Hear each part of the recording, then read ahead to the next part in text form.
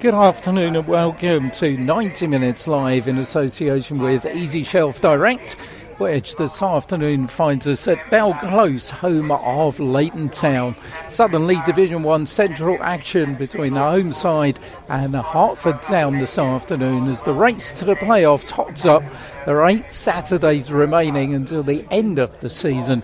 Hertford start in 8th place, Leighton Town in 11th. Both have got games in hand on the teams above them, though, and still have realistic opportunities of sneaking in to that top 5. I'm Bede Ell, and we'll have full live commentary coming to you from 3 o'clock. And delighted, he was so good last time, we've invited him back. My match summariser this afternoon, Chris White.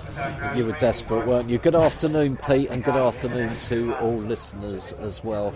I last came to Bell Close, Leighton Town in October 2003, so just over 20 years ago. Their opponents that day, Hertford Town. It was a 1-1 draw, and then by the looks of a warm-up, a few of the Hertford players weren't even born then. Looking forward to it. Should be a good game.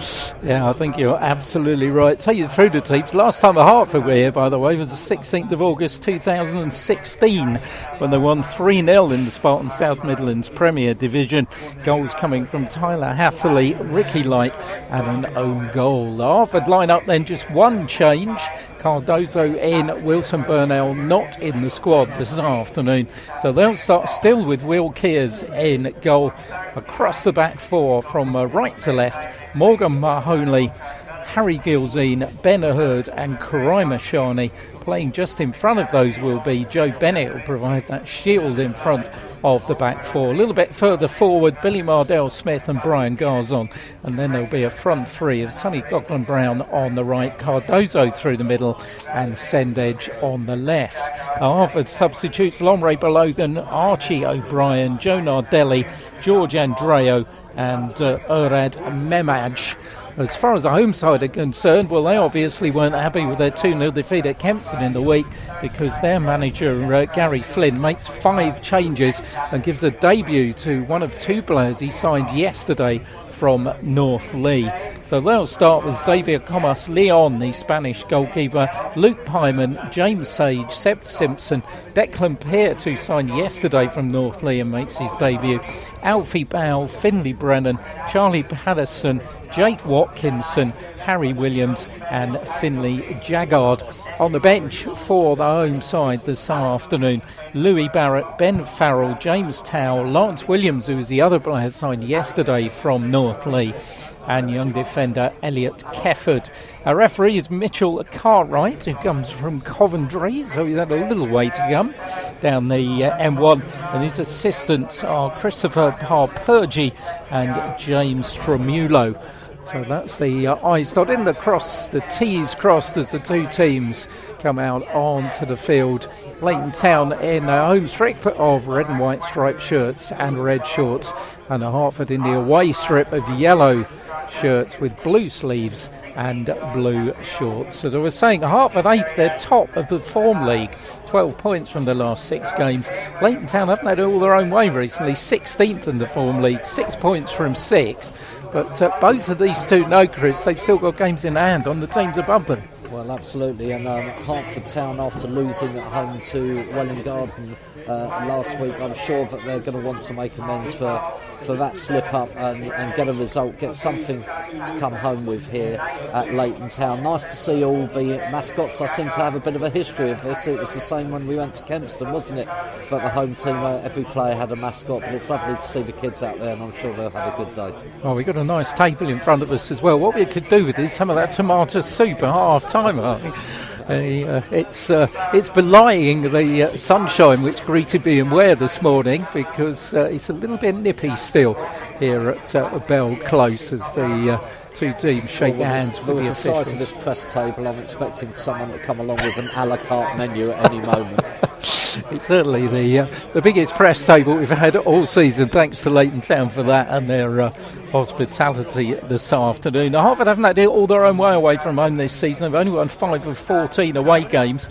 They've been thumped on occasions. They got beaten at Stotfold by 5, and also came a cropper at Kings Langley, so they'll want to put in a good performance here, and as Chris said, bounce back from that disappointing home defeat against Welwyn Garden City last week.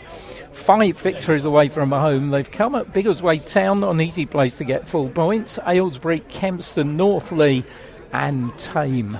The other games this afternoon, one involving one of our local clubs, We're at Kidlington. Hope to keep you up to date with what's happening with that at half-time. Big game of the day in the division, though. Cirencester at home to Biggleswade Town. That's 6 against 2nd. Northley against Kempston. AFC Dunstable against Thame. And Welwyn Garden City's match against Bedford, which we will be talking about at half-time, has already been postponed. It was due tomorrow. Big trouble at the New Erie with the pitch. So we will be talking about that. Teams lining up then. Hertford going to be kicking from left to right. Our commentary position, the back of the low stand here at Bell Close. Just a little couple of inches away from the halfway line, which is where we like to be. 2 skippers and the referee and assistants in the centre circle. One thing I say, I mean, that is a big referee's assistant on the far side, isn't it? You're not going to mess with him. No, big old unit.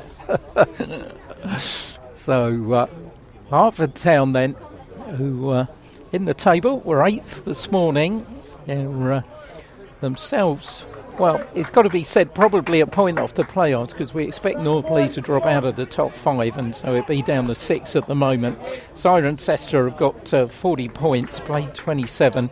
Hertford 39, played 26. So a victory here could take Ben Hurd's side very much into playoff contention.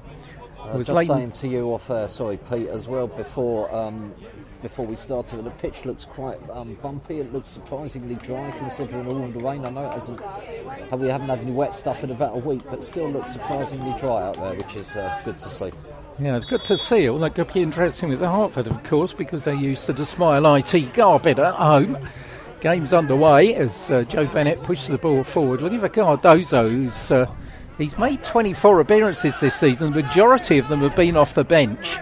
But he's been very much part of this squad, and he will be looking on it to take his opportunity this afternoon with a rare start in the centre of the attack. The ball cannons away on this near side, goes off the top of the roof of the stand that we're sitting in, and it's going to be a throw-in to the home side, which is going to be taken by their number 3, James Sage. 3-1 winners they were at the Smile IT earlier in the season. We had that game on 90 Minutes Live in association with Easy Shelf. 1-1 at half-time, fairly even, and then 2 breakaway goals gave Leighton Town all the points, and a couple of weeks before that we'd seen them at Ware absolutely fall apart in the second half. Well, they got beaten 5-1, so never quite know what you're going to get from Gary Flynn's team. James Sage with the throw-in, looking for Watkinson, who does get his head to the ball, but it goes out of play on this near side and will be a throw-in to Hertford Town. Morgan Mahoney, the newest member of the squad, former Stevenage youth, who's taken the throw on this near side. Otherwise, it has been a very solid lineup, as with Ben Hurd. 1 or 2 changes, perhaps not even that every game. He's stuck to his first 11 as Brian Garzon puts it forward, looking for send edge, but it's going to be dealt with fairly easily by Declan Peart. His first touch in a Leighton Town shirt. Leighton coming forward again, but Ben Hurd's in the way, midway inside his own half. Joe Bennett's given it away to Finlay Jaggard, but there's a flag up on that far side from our rather large referee's assistant, which will give Hertford a free kick. Ben will take it. This is only a bit further forward from the one he scored the other week, of course, at the Smile IT. Don't think he's going to try and test Leon from that, but he has found send edge, left-hand side of the area, but challenge comes in the end from Alfie Powell, and the ball goes out for a goal kick. At the risk of going on about this, the couple of bounces that I've seen so far, the ball has bounced really high. It is a very, very dry pitch. I think a little bit of a slope we've noticed as well from left to right here at spelled close. Ball picked up in midfield. Long one forward, looking for Watkinson, but Harry Gilzine is in the way. Hertford will try and get it back with Mahoney, and Billy Mardell-Smith does well to find Brian Garzon. Garzon's ball forward's got too much on it, and Leighton will come out and collect it from the edge of the area. The Spanish goalkeeper who played Div 2 Division 3 football in his homeland before coming here. He's had spells at Kings Langley and Hamwell Town. Kick just about makes the halfway line. He's headed forward. Ben Hurd's there with Watkinson. Ben comes up with the ball. Finds Sendedge on the left-hand side. He's got plenty of room to run into as well because Pyman have been going forward, the right back.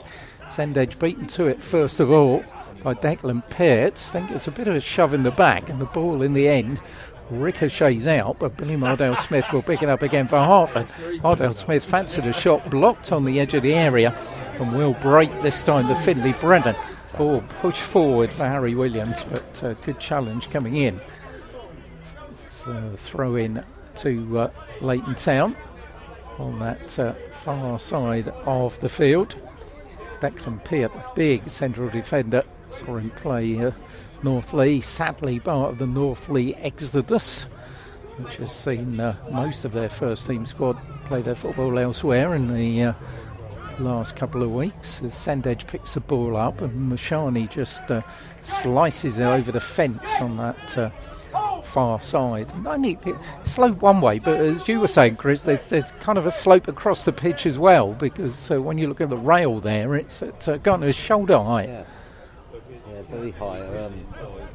Still trying to work this pitch out at the moment. I think the players are as well, because we've had a lot of the ball going out of play so far.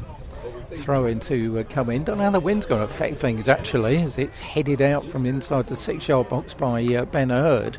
Goes out for another throw in on that far side. And swirling breeze, I think we call it here. Just a little bit away from the down centre, which is away behind the goal away to our left, that Hertford are defending.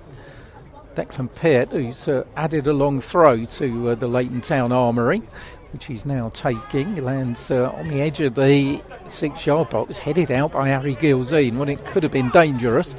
It's controlled well by Finley Brennan, puts the ball on the far side, but Harry Gilzine punts it out from inside the 18-yard area. Joe Bennett brings Copland Brown into play, pushes it forward, but it's fairly easily controlled by Seb Simpson. Finds Brennan. He's seen him play left back, left side midfield. Seems to have a slightly more central role this afternoon.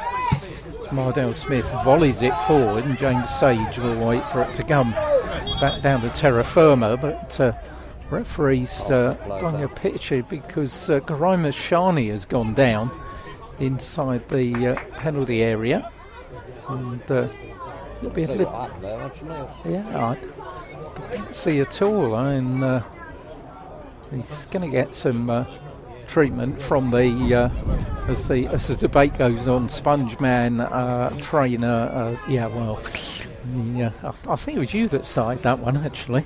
Been carrying it on ever since. You're welcome. So Ryan's out there anyway to provide a little bit of help to Karai Mashani, who's gone down. There's a little bit of concern over the left back.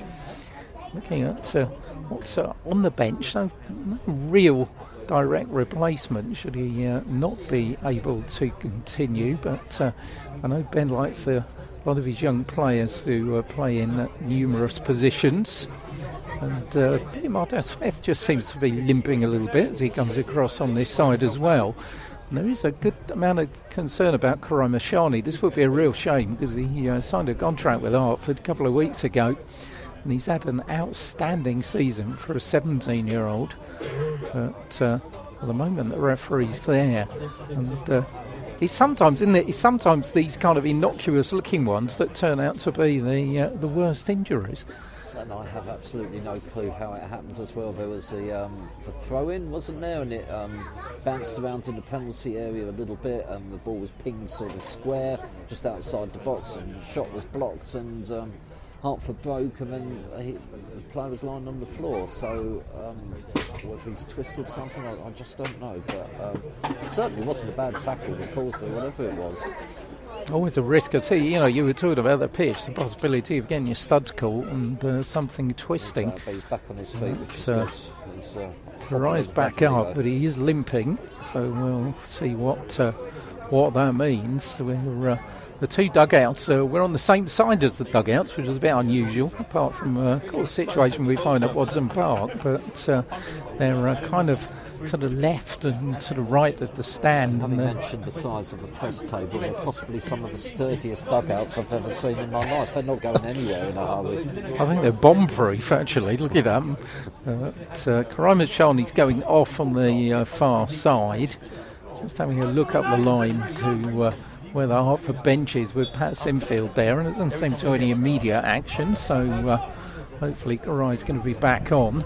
As game restarts, Declan Peart thumps it forward, looking for the head of Watkinson, heads it down, shot comes in.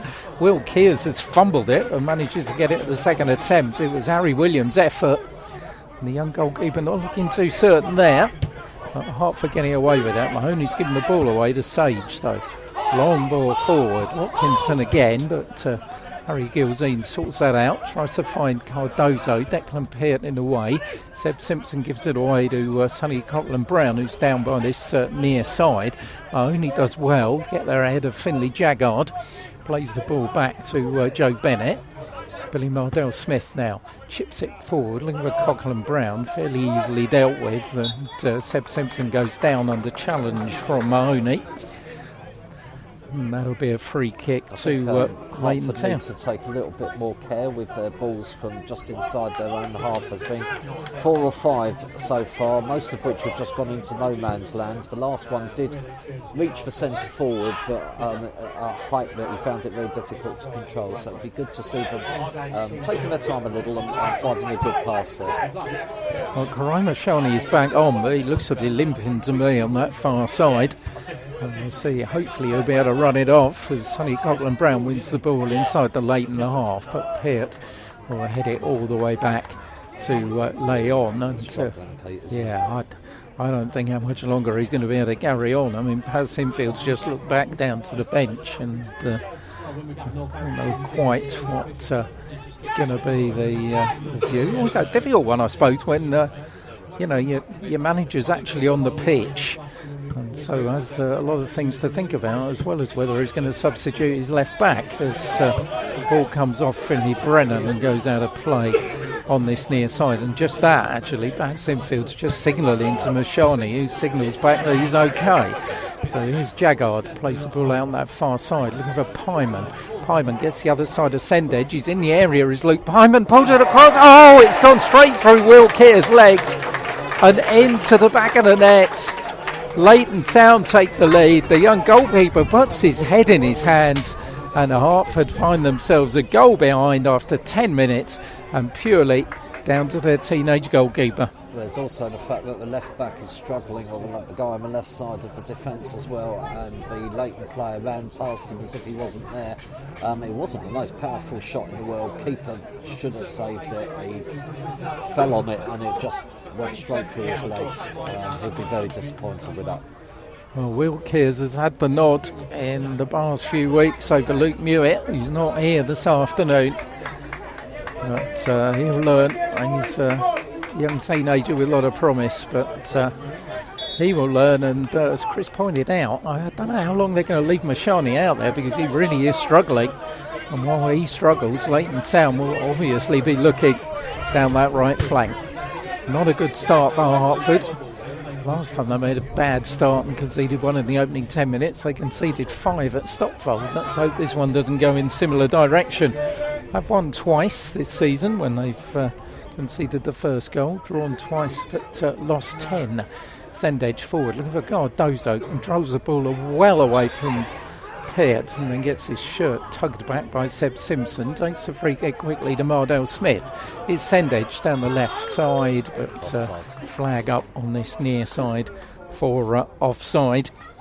When Leighton have scored the first goal this season, they have lost 3 times, but won 14 as well, so they have hit the front fairly regularly. They did at the Smile RT earlier on in the season, of course. Will Powell scoring that one with a header. And Hertford struck back within 2 minutes with a goal from Brian Garzon. So see if they can do the same here. But the ball's at the wrong end from our perspective at the moment. And the free kick will be taken by Declan Peart. Looks for Watkinson, headed away by Ben Hurd. Back in by Seb Simpson, out by Harry Gilzine. Up in the air till Harry Williams brings it down. Looks for Pyman, but Pyman's ball is overcooked and will run out of play on this near side down by the corner flag for a throw in. Hertford have got Aylesbury at home and Hadley away in their next two fixtures. So certainly could play a part in who's going to go down, because with Kempston's revival, could be 2 of 4 at the moment. As ball hooked away from Gardozo, controlled by Jaggard, but good tackle by Mahoney. But ball finds Finley Brennan, goes round Harry Gilzine, puts it across. Watkinson heads it down. Is Jaggard blocked by Ben Hurd? A half-hearted cry for a penalty. And Sonny Gotland-Brown's got it, and Mahoney will do well to find Joe Bennett. Bennett's long ball forward, looking for the run of Cardozo. It's over the top of Peart, who gives it to Leighton, who was none too certain about it, and sliced it out of play. Wouldn't have been happy with that as a golf shot. No, it's they've started brightly, Leighton, haven't they? They seem to be first to everything. They're going forward with real purpose, and they're causing Hertford severe headaches at the moment. Better team by far. Hertford yet to get in the game. So much about Brian Garzon when Hertford do tick, and he's barely got a touch so far. Joe Bennett chips it forward. Look for Gotland-Brown. Leon comes out. He hits Sage, but the referee says it's a free kick for the challenge by the 18-year-old on the goalkeeper. Leon has stayed down, and it'll be a free kick inside that Leighton Town box. 8 clean sheets so far this season. If you ask me, there's nothing too much the matter with him. I think so often that referee, and perhaps rightly so, are protective of goalkeepers. And I think he was on that occasion. Long ball forward, looking for Watkinson onto the head of Ben Hurd. It's back up in the air by Charlie Patterson. So the ball will break inside the centre circle. Brennan's there at Gotland-Brown. Forward by Sage. Gilzine's got to watch himself with Watkinson, and in the end he gets a shove in the back.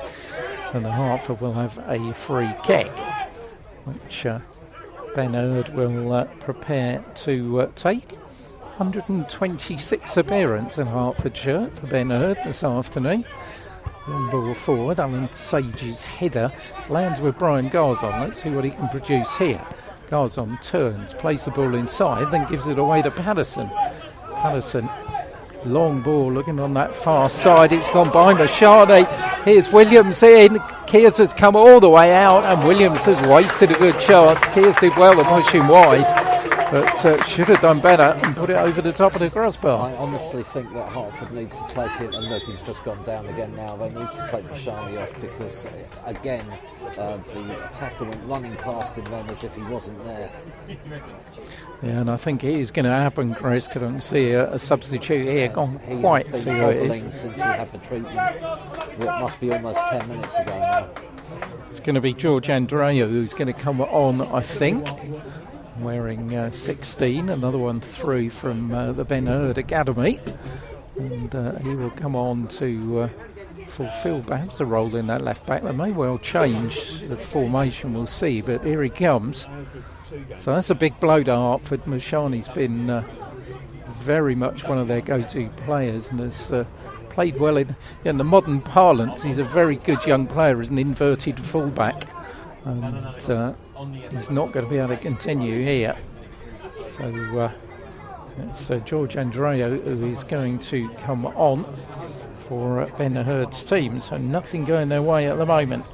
Hertford trailing by a goal to nil, scored by Luke Pyman after only 10 minutes, and also finding themselves without their first choice left back, as Karai Mashani will make his way off the field, and he's Yeah, I suppose you have to make that decision. Do you make the decision or do you leave it to the player? Because Mashani said he was okay, but quite obviously he wasn't. Trust in your player, but then there comes a time when, if he is clearly struggling, but it's a manager's decision, isn't it? And you've got to say to the lad, look, you need to go off and you need to get that leg better. And he's not doing himself any good. He's not doing the team any good by staying on at that point. He needs to get ice on it or whatever and get it treated. Well, Andreo's come in and he is slotting into that left back position. As Hertford have a throw-in down on this near side. The only thing is that the indestructible dugouts, they completely block the view of the touchline a bit further down the stand here, so can't see what's happening. Somebody's behind it and is about to take a throw-in. Billy Mardale-Smith picks it up, goes towards the corner flag, which also is totally impossible to see. Ball goes out of play, and I think it's going to be another throw-in on this near side of the field, but this time it will be to Leighton. And just see Sage's curly hair peering above that dugout on that side. Hertford really yet to test Leighton. And at the other end, Will Kears has been found wanting once, and that's the difference in scoreline between the two teams. There's been a big difference in possession at the moment, which Leighton Town have been ruling. Ben Hurd's given it away. That's a poor ball all the way straight to Williams, who will come forward down that right hand side. Andrea's first action as the ball comes inside. Here comes Pyman again, and Watkinson at the far post is unmarked to nod in easy as you like his 11th goal of the season. Hertford all over the place, and once again it came from Leighton Town's right, Hertford's left, and poor George Andreo, first thing on, he sees and looks across with his hands on his hips as the cross came from his side, and Watkinson had the easiest goal he'll score all season, I should think, from inside the 6-yard box. Disappointed with himself. That all came when he gave the ball away with what was a simple ball. He tried to play it with the outside of his foot from just outside the D. He got cut out about 25 yards out. The defence were then stretched, got past the young substitute reasonably easily. Low cross to the far post where the striker was just standing unmarked to tap home. 20 minutes gone here at Bell Close, and it has not started well for Hertford Town. Trail here 2-0 as Brian Garzon tries a shot which just rolls all the way along the grass and goes well wide of the target. So Leighton Town, who will still believe, despite the fact they're in 11th, they may play a part in the playoff picture. They've got 35 points from their 24 games, gives them 11 games to play after this one, so plenty of points to be had. One thing you can say in Hertford's defence, if Leighton haven't been very good after half-time, they've been outscored 25-33 in the second half of games. They've outscored opponents in the first half. But Hertford just need to settle down here. It's Andreo, almost his first touch, finds Garzon. Garzon flicks it forward to send edge, but Pyman gets a boot in the way. Joe Bennett back for Harry Gilzine. Down the line looking for Mahoney. Gilzine will get it back, and Patterson goes down at the challenge from Joe Bennett. Not happy about it, but referee decides there's nothing in it. But Hertford making a real pigs here of trying to get the ball clear here. Gilzine's got himself hemmed in down by the corner flag, and in the end he gives away a corner. So just a few signs that nerves are playing a part with this young Hertford side. It's always a problem with such a young team. When they go behind, you have to stop the heads going down. Corners can be taken on this near side, and like the corner at the other end, it's very difficult to see beyond that dugout, but this one's going for the far post. Peart heads it back in. Is Watkinson again, and just over the top, and they are not getting to grips with Watkinson in the air at all. Well, they're not getting to grips with Leighton Town at all, and it's not just the centre forward. They're pressing Leighton, and it's causing Hertford to get flustered. They're not settling on the ball. When they do get in a position to play a pass. It's been wayward.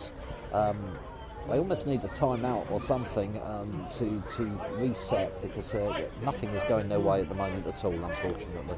Home side comfortably in charge at the moment here at Bell Close then. Let you know how we're getting on at Kidlington at a half time, and also that game between Cirencester and Biggleswade Town, which from those chasing the playoffs perspective is a good one, because it means two of the favourites are going to take points off each other.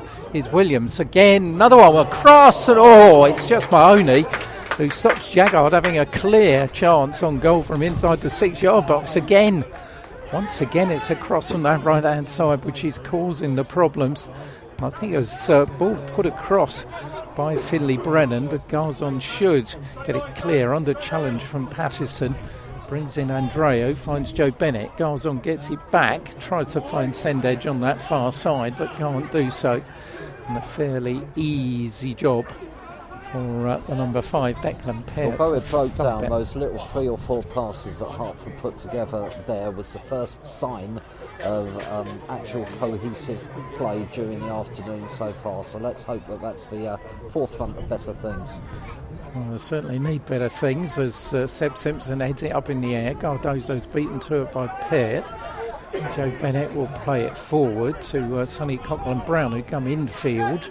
Plays it back to Bennett. High one on that far side, looking for Sendedge. Pyman will get there first. Garzon is there with Pattison, who seems to be a constant shadow. And the ball breaks to Mardale Smith. He'll bring in Mahoney, who brings in Joe Bennett with a bit of space to move into. Plays it to the edge of the area where Cardozo is wrestled out of it by Powell.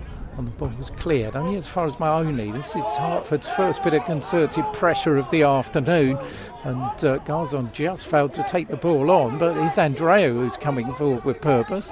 Plays it on the left hand side for Sendedge. Got Pyman in front of him, gets on the right foot, fires it in, and it's flicked on at the near post by Cardozo, and in the end something that was going slightly near Leighton ends up going nearer to the corner flag.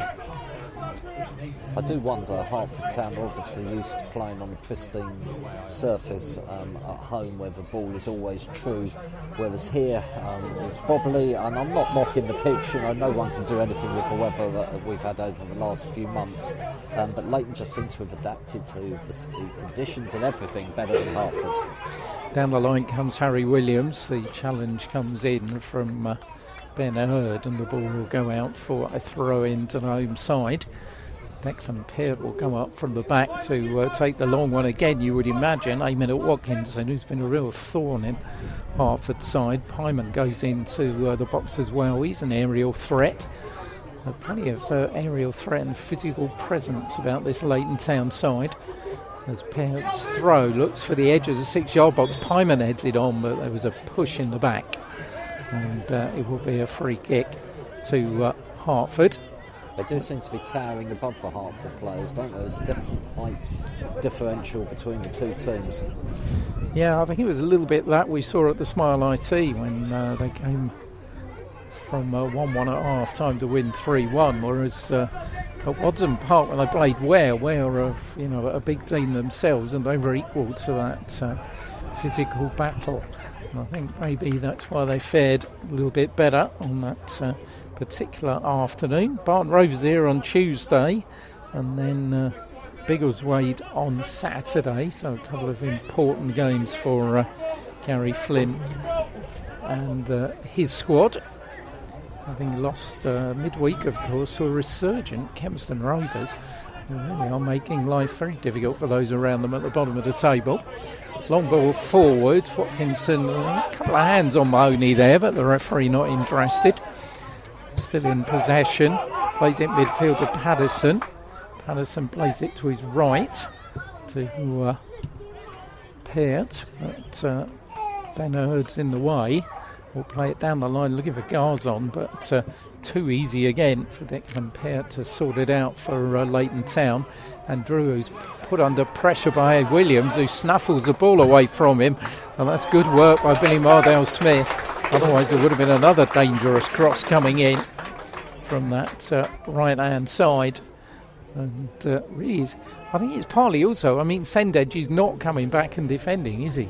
No, but also Leighton, they're like terriers at the moment, and every single time that they lose possession, they're snapping it on the heels to get the ball back and distributing it well. They look a real threat every time they come forward. Threatening again with a corner here, which Harry Williams will take. Plenty of Watkinson's making a nuisance of himself inside the 6-yard box, trying to make life difficult for Will Kears.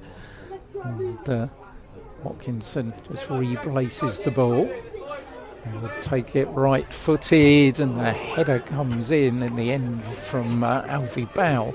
It goes well over the top of the crossbar. 2-0, well, could be manageable. 3-0, I think it could be. Good night and game over as far as Hertford are concerned. 28 minutes gone.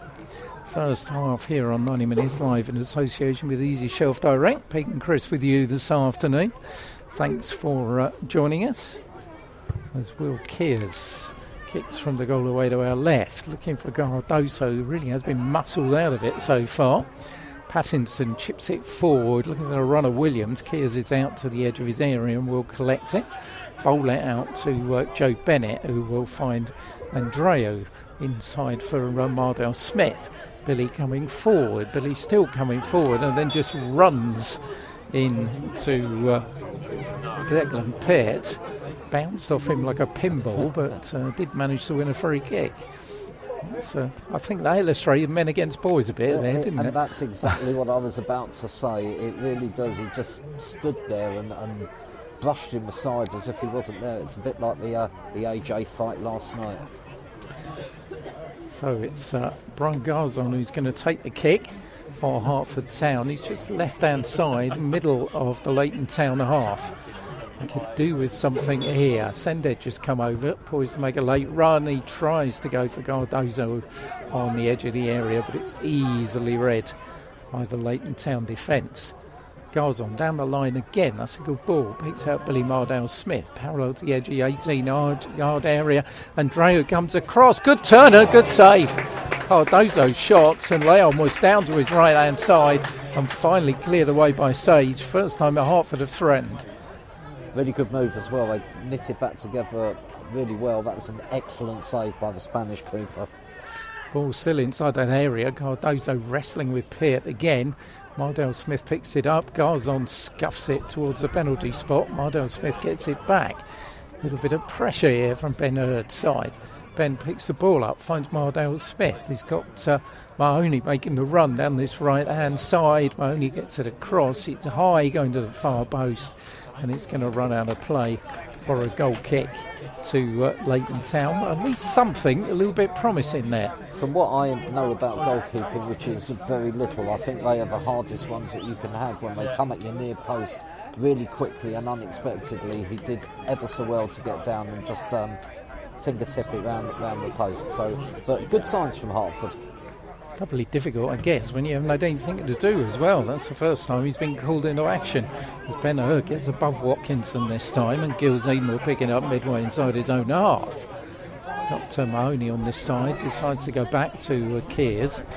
Side foots and finds Gilzine again. Forward for Mardell Smith, but he's given it away to Sage on the halfway line, and Seb Simpson will pick it up. Mardell Smith in quickly though, but long ball forward by Peart. Will bounce on the edge of the area. Mahoney just stretches out a leg, and in the end all he can do is put it out of play on this near side for Finley Brennan to take the throw and find Sage back on the halfway line. Forward for Jaggard. Good challenge by Mahoney, puts him off his stride and wins a half of the throw in. Ball comes away from Powell in front of Cardozo for Coughlin Brown. Finds Billy Mardell Smith. An increasing part of the game in the last 5 minutes, the teenage number 8. But that occasion, Garzon loses out. It's Watkinson against Gilzine on the edge of the area. And Harry does well to put the ball back to Will Kears. Finds Ben Hurd, who then one-times it back to Gilzine on the right-hand side, who clears towards the halfway line, looking for Cardozo. Didn't reach him. Headed up in the air by Peart, and will be a throw-in to Hertford to be taken by Morgan Mahoney on this near side. 13 to go before the break. Well, we will have a few minutes added on for that treatment to Karai Mashani as Ben Hurd will pick the ball up and come across the halfway line. Ben turns inside Simpson. Ben still going, looks to find Cardozo, goes down, and it's going to be a yellow card. Yellow card is shown by way of, is that Powell or Peart? I think it was Declan Peart in the end, although he seemed to show the guard towards Powell.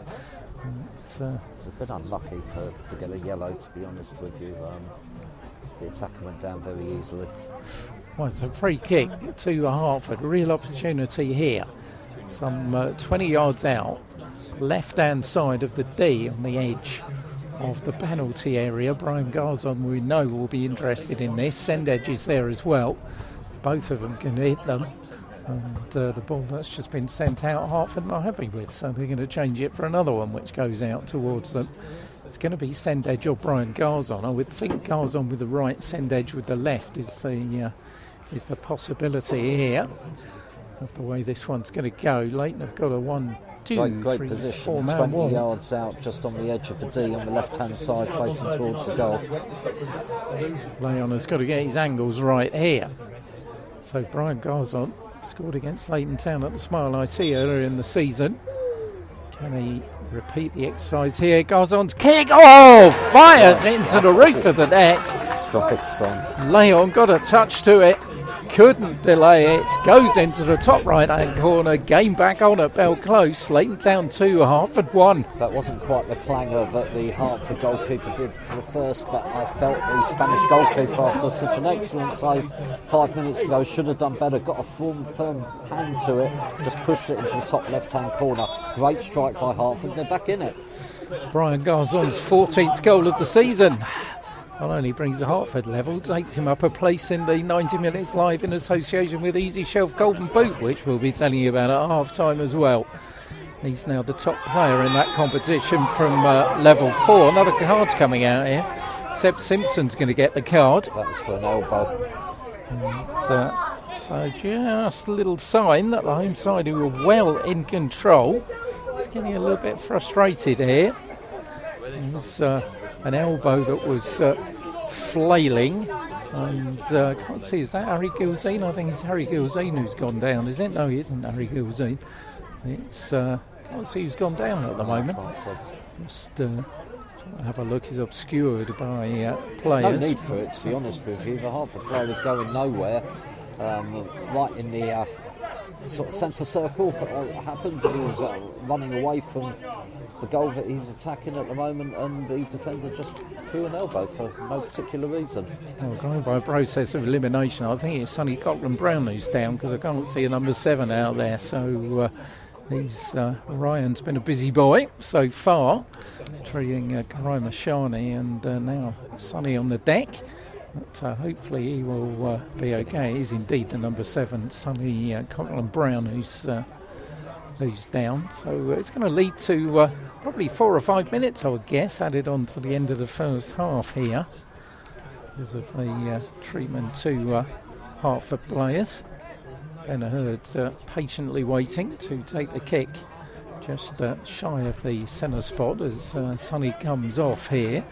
And you can see where he got the elbow, it's a bit red round that eye of his. And, you often see players get accused of putting things on, but I don't think he did on that occasion. No, looking at it, I saw the contact. It was a strange thing for the defender to do. Ben Hurd's free kick, looking for Sendedge on the far side, but Pyman just ducks under the ball, and it goes out for a goal kick to Leighton Town.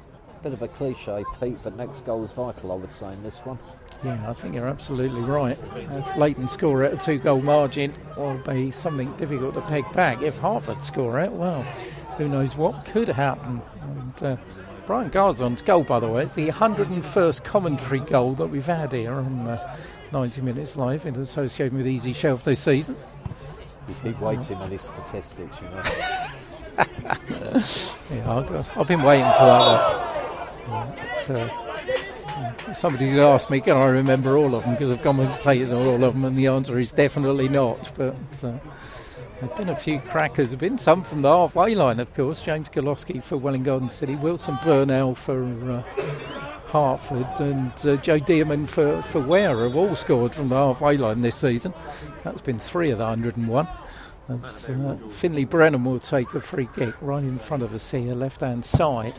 As Leighton look to re-establish their 2-goal advantage, but Will Kears comes out and collects the ball and then thumps it down that left-hand side. Even a run of Brian Garzon, and Sage just about got there. He scuffed the ball and was lucky that he scuffed it off a Hertford player, and it goes away for a throw-in. But he's a young goalkeeper and needs the confidence of that, doesn't he? He did look confident there when he hit that one out. He did, yeah. And he made a little mistake, didn't he, early on before he let the goal in as well. So maybe that had unsettled him slightly. I don't know. Maybe he just wasn't focused enough after his warm-up. But yeah, it was a particularly unfortunate error. Far side of the field, Andreo takes the throw in, looks for Cardozo. Sendage can't get it. Patterson over his head as far as Joe Bennett, and ball up for grabs. Seb Simpson, the first one to react, shrugs off Garzon, then plays it down this left-hand side, looking for Jaggard. Jaggard's there with Mahoney, who does well to put his body in the way and come out with the ball. Billy Mardell-Smith away from Jaggard, who tripped him, and Hertford will have a free kick. And it's getting the feeling that Leighton's free-flowing football, which had Hertford in trouble early in the game, they're struggling a little bit since that goal went in. And I think what you said a little while ago is spot on. They look a bit rattled, and for no particular reason. I know they've had the goal go against a run of play, but Hertford are right back in this at the moment.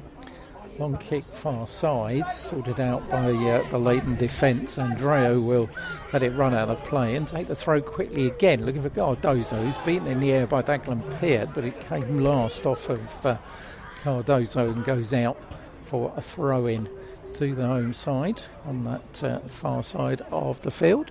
Decent attendance here, but they have decent attendances every week here. The second best supported team in the division are at Leighton Town, which is a compliment to the people of Leighton, having had a side who've been down at step 5 for a while, and they've really supported their rise in status this season.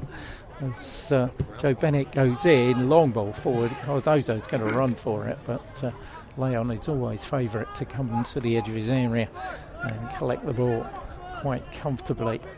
Right-footed downfield, Watkinson goes up, just gets a flick on the ball away from Billy Mardell-Smith, but Hertford will get it back. And Billy turns on the ball, threads it down the line, but can't keep it in play. And so it's a throw-in to Leighton, far side. 5 minutes plus a fair amount of stoppage time to be added at the end of the first half here at Bell Close. We stand at Leighton Town 2, Hertford 1. Ben Hurd goes up in the air, and in the end the ball finds its way to Seb Simpson, out by Andreo, bit of aerial volleyball as Sendage brings it down. Andreo finds Ben Hurd, who can only find Patterson. Sendage beats Pyman to it. Declan Peart then finds Charlie Patterson. Spent a little time with our local teams. He went on loan a couple of seasons ago to Welling Garden City, and Nicky Ironton was there. As Will Kears bowls the ball out on this near side to Mahoney. Mahoney brings in Cotland Brown. Cotland Brown for Joe Bennett. Bennett further down the line, looking for the run of Mahoney. He's putting Powell under pressure. Powell's going to have to shepherd it out as Leon comes out. 3 players collide, and the referee gives a goal kick. Well, surely there was a corner about that. I would have thought so. We weren't really the right side of it, but... It's Leon who's in trouble now. The goalkeeper down. I mean, it was Powell who tried to shield it out of play, as central defenders do. He just trips over his goalkeeper, almost goes flying again, and it was all a little bit slapstick, really, wasn't it? It certainly was. I'm a bit of a believer that this Spanish goalkeeper likes to lie down every now and again. Well, he's got one at the moment, and we've got more time to be added on. So it's the physio on that far side, Scott Sinfield, who's... They seem to be shaping up for a corner now, though. Well, I think the referee has given the corner, hasn't he? So obviously his assistant had something to say in that decision, and indeed he has given the Hertford a corner. So First corner of the match for Hertford comes in the last 5 minutes of the first half, that they trail 2-1 here at Bell Close. Leighton's back up and trudges into his Is this a six-yard trudge box. as well, isn't it? Don't look very enthusiastic, does it? It's not Spanish weather, is it? Let's see what Hertford can do with the corner here. Gilzean posed on the edge of the 6-yard box. Ball comes across and then goes out of play. And rather a waste on this near side from Sendage with the left boot. Really, when a goalkeeper's just had treatment like that, surely you're going to say to somebody, just put him under pressure, aren't you? Would have thought so. I mean, it wasn't a bad ping from the corner at all, but there's obviously a little infringement in there somewhere, silly foul. So the game will restart from the goal away to our right with 3 minutes to go before the break here. And Hertford trailing 2-1, but very much in the contest. Ben Hurd chips it forward. Powell forward, controlled well by Jaggard, midway inside the Hertford half, finds Watkinson. He's not offside, or is he? Yes, he is. Flag goes up late, far side. And Kears came out well. I don't know whether Watkinson knew he was offside, but the goalkeeper, given the benefit of the doubt, saved it with his feet. Joe Bennett coming forward for Hertford down this right-hand side. Looks for the run of Mahoney. Patterson's in the way. And just blocks it for a throw-in. That's going to be taken by Mahoney. And Leighton Town not happy that he stole a fair bit there, but we won't complain. Up in the air by Cardozo to the edge of the area. Mardell Smith beaten to him. Mahoney's going to get it back. Plays it inside for Joe Bennett, then gives it away to Sage. Long ball forward and Gilzean there. Watkinson at his back. Plays it back to Will Kears, who has to backpedal, but then first time finds Ben Hurd on the edge of the area. Ben forward for Brian Garzon. Garzon looks up and then plays it out on this near side for Sonny Coughlin-Brown, but hasn't quite got his angles right so far. Brian Garzon can be so dangerous with those balls, but it's not the first one he's overhit this afternoon. But I think if Hertford can hang on until half time, go in 2-1 down, they will not be too disappointed after the balance of play in the first, half hour really. Well, they were 2-0 down in 19 minutes, and 19 minutes when they'd hardly had a kick. But Brian Garzon's free kick has changed all that, and it's a different Leighton Town side now. I did tell you about Leighton's fragility after half-time. Well, they've conceded a lot of goals after half-time in matches. Earlier on in the season, of course, they conceded 4 at Ware. Well, they've also conceded 13 in the last 10 minutes of matches, 4 minutes to be added on at the end as Hertford come forward with Joe Bennett. Bennett far side for Sendage. Hasn't had too much change out of Luke Pyman so far. See what he can do this time. Couple of tricks, but ball finds its way back to Bennett. Sendage goes up. Pyman beats him to it again, but Hertford will get the ball back with Andreo, who will find Ben Hurd. Ben chips it forward down that left-hand touchline. Sendage is there, gets the ball off Pyman's knee, and the half will end with a corner for Hertford on that far side. Good ball by Ben Hurd there, backspin on it, which put the defender on his back legs, as it were, and chance here for Hertford. Brian Garzon with it. Andreo is strolling up inside that 6-yard box. Leon's being put under pressure, certainly. Corner's going to come as the in-swinger with the right boot from Garzon here, and it is towards the near post, but it's headed out easily by Seb Simpson. Only as far as, in the end, Garzon found offside.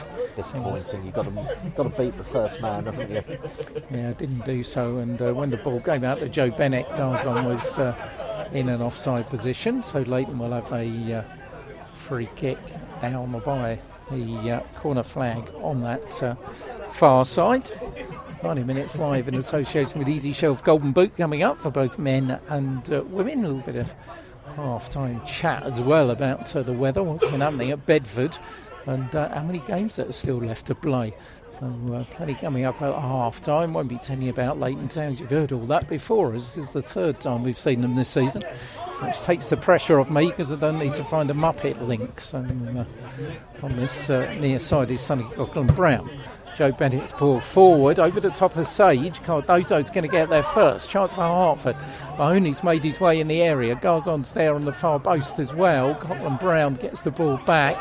Chance rather gone as Leighton have got players behind the ball. Hertford still in possession though.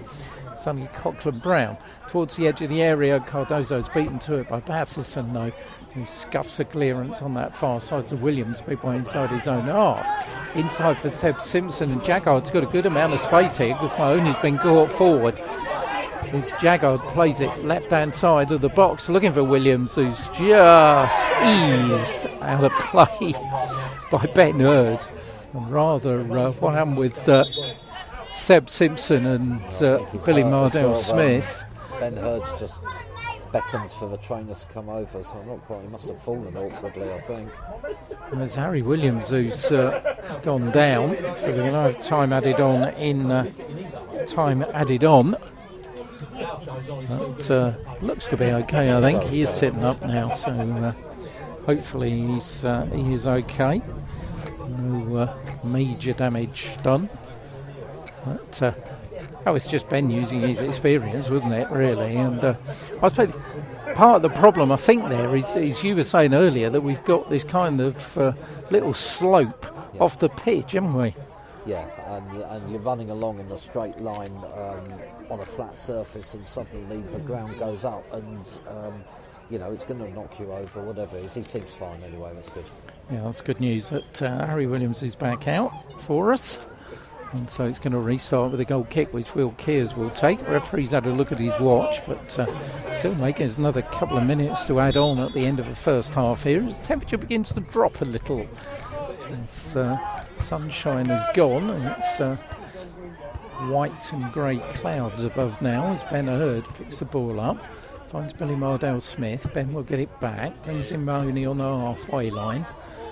Mahoney with the left boot looks for Andreo on the far side, helped on by Bennett. Andreo invited to come across the halfway line because there's nobody in front of him. Plays it to Brian Garzon. Garzon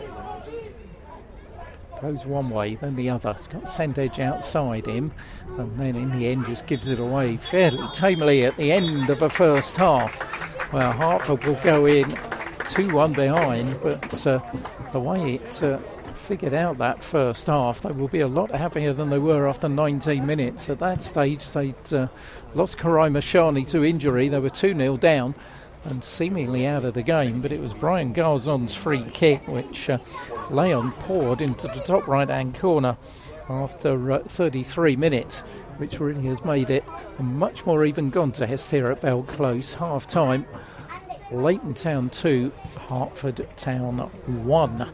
Full second half commentary coming up, and as you were saying, Chris, I think you're going to be disappointed when you go in behind, but I think they're a lot better frame of mind than they were after 20 minutes. I would say so. I mean, it's been a very watchable game of football, actually. A lot of attacking, a lot of chances, that kind of thing. Hertford just weren't at the party at all, for particularly the first 20 minutes, and when they went 2 down, it really was no surprise, I'm afraid, but they slowly managed to get themselves into it.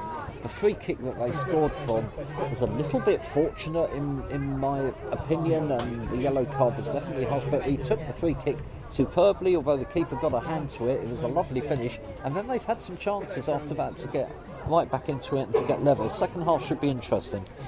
Yeah, it's certainly a game on second half, particularly with what we were saying about Leighton's habit of conceding goals late on in matches. I'm trying to tell you what's going on at Kidlington, where are playing, and can tell you that they're a goal down at half-time.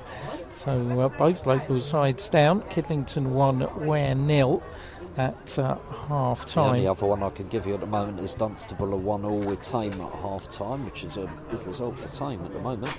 Yeah, they need the points at the bottom. Northley, Kempston, Cirencester, Biggleswade are the only the other two. Let's see if we can give you details of those two before we go into the Golden Boot, etc. I can tell you 2-0 down are Cirencester at home to Biggleswade Town. So that's an interesting one for the chasing bunch. The fact that Ware and Cirencester are behind. And Biggleswade Town will go within a point of Bedford. This is probably no surprise at the moment, but the half-time score at Northley is Northley 0, Kempston 1. The Kempston revival looks to be continuing. And Northley's drop out of the playoff seems to be fairly imminent, I would suggest. So that's our half times then. Cirencester 0, Biggleswade Town 2, Kidlington 1, Ware 0, Northley 0, Kempston 1, and AFC Dunstable 1, Tame 1. We'll round all those up at full time and have a look at what has happened with the table as a result of those particular fixtures. If I can get the... I tell you, the problem with the wind here is I was setting the big table up and suddenly half my notes disappeared halfway almost onto the pitch, being caught by the wind. So it was a little bit hazardous taking paper off the clipboard. I can give you the golden boot though, the 90 minutes live in association with Easy Shelf golden boot, which had one change this afternoon already, which I'll tell you about. Eben Mabona of Hatfield Town is still leading the way by 7 goals now, 7-goal advantage. He's got 26 this season, and his strike partner, Kamani Collington, has got 19. So when you look at those two, that's some strike partnership, 45 goals between the pair of them this season, which is pretty good going. Jamie Marshall of Hertford Heath has got 19 as well. They've got a very busy week coming up, as I'll tell you about later. Louis Debenham of Westmield's got 14, as has Brad Watkins of Welwyn Garden City, and now Brian Garzon of Hertford, who scored here this afternoon. And then 2 on 13, Adam Bayliss of Hertford Heath and Kendall Giamphy of AFC Welwyn. So those are the... Just a little bit further information on the Ware score. Well, we know they're 1-0 down. So the goal came in the 11th minute with a fella called Davis scoring for Kidlington on his debut.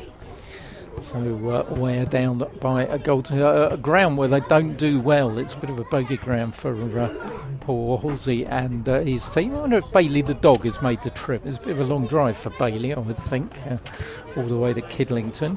Because obviously the statistic that we don't like is that when they've gone away from home and Bailey has been in present, they haven't won a game. They drew 1-1 at Stotfold with Bailey present. They've lost all the others. Just to go off topic, well, not off topic, but staying on the topic, I was on the ground top of the North West Counties League last week, and there used to be a fella who ground hopped with a dog, and the dog, which sadly passed away now, but did something like 1,200 different grounds. Oh, I wonder if they got an app for him, like they got I think Paulie's visits down on the app. Right, we've done the men's golden boot. Let's do the women's golden boot. Not much, a lot of change from last week. Only games in the Eastern Region Women's Football League Division 1 South. For our teams were a 4-3 win for Hertford Town over Stanway Pegasus and a 4-1 defeat for Watson Park against Cheshunt. So Paige Pryor is still well in front, 24 goals for St Margaret's-Bury this season. Laura Cousins of Sherrod's Wood 16, Sophie Vale of Watson Park 15, Christina O'Connell of Watson Park 12, Jess Duff of Bury Rangers 11, Claire Cranfield of Sherrod's Wood 11. So they are the scores for our women's golden boot. As far as fixtures go tomorrow, women's fixtures, Eastern Region Division 1 South, Southend United Community against Hertford Ladies, Southend second in that division, Hertford a 7th, Wormley Rovers against Watson Park, that's 8th against 9th, and one game of the Beds and the Hearts Premier, St Margaret's-Bury a 3rd against Langford, who are 4th, and then in Division 3, Woburn and Wavendon, who are 1st, against Bury Rangers against 2nd. So that should just add a be little interesting. bit of flesh to the bones for the Southend game. I believe they lost something like 5-8 at home last Sunday. It was only 3 weeks ago that Hertford ladies played Southend at home, and Hertford won 3-1 with 2 goals by Nicole Eddings. They also beat Southend Community away in the FA Cup last season when Southend were in a higher league. So Hertford ladies have got a good record against Southend, so wishing them well tomorrow. Charlie Mills, who struggled a little bit at the beginning of this season, has started banging them in for fun again, and is on fire at the moment. So I'm surprised actually that she hasn't appeared in the golden goal yet, and I'm sure she will very soon. Well, good luck to Hertford ladies. All those 2 o'clock kickoffs tomorrow afternoon. Weather looks okay, so finally get a run of fixtures going. Talking of fixtures, well, we've said Welwyn Garden City were due at Bedford tomorrow. They can stay at home and watch the rugby on the telly or whatever, because that game's off because of problems with Bedford's pitch, which I'll mention in a few moments. Local football in the week. Hertford Heath have got a busy week. They're at home in the Hart Scenic Anna League Premier Division Tuesday night. They play their games at St Margaret's-Bury, and they've got a home game against Hinton. On the same evening, AFC Welwyn are at home to Tottenham in Spartan South Midlands League Division 2. On Wednesday in the Thurlow Nunn First Division South, St Margaret's-Bury have got a game away to Hackney Wick. And then on Friday, Hertford Heath are playing again, this time in the Norman Appleby Trophy quarter-final, where they take on Westmeal at St Margaret's-Bury. Winners to play Bovingdon or Cuffley Seniors in the semi-final. So it's a busy week for the lads at Hertford Heath. We wish them well in that. And well, the weather, problem with Bedford's pitch, evidently they put something out on the artist formerly known as Twitter yesterday, which basically said that the drainage in one part of the pitch had collapsed, and so therefore their game tomorrow was off. And I don't know if you're reading it there, Chris, but it came across as me as, well, it's happened, but they don't quite know what to do about it. Yeah, and of course it's affecting Biggleswade as well, who ground share there. They have their game against Barton Rovers called off as well because of safety of the players. Sorry, just reading as we're saying it. It's just saying that the groundsmen have spent many hours trying to deal with the problem, and they've had specialists out from both Beds Borough Council and highway specialists. They're waiting a detailed report so that hopefully they can then take steps to fix whatever the problem is as quickly as possible. Yeah, it's kind of that as quickly as possible worries me a little bit in terms of there. I mean, the way it leaves things is that Bedford have got 10 games left to fit in. We've got 7 available Saturdays and Easter Monday, which is a full fixture programme between now and the cut-off at the end of the season, with the last date being the 27th of April. So you should imagine that Bedford can fit those in. But when we go a little bit further down with Biggleswade and Welwyn Garden City, Biggleswade and Welwyn Garden City have both got 13 games left to play in the division, with 7 Saturdays, 1 Easter Monday, so they've got 5 games to fit in. Welwyn Garden City are having no luck at all, are they? Every single time they have a rearranged midweek game, the heavens open.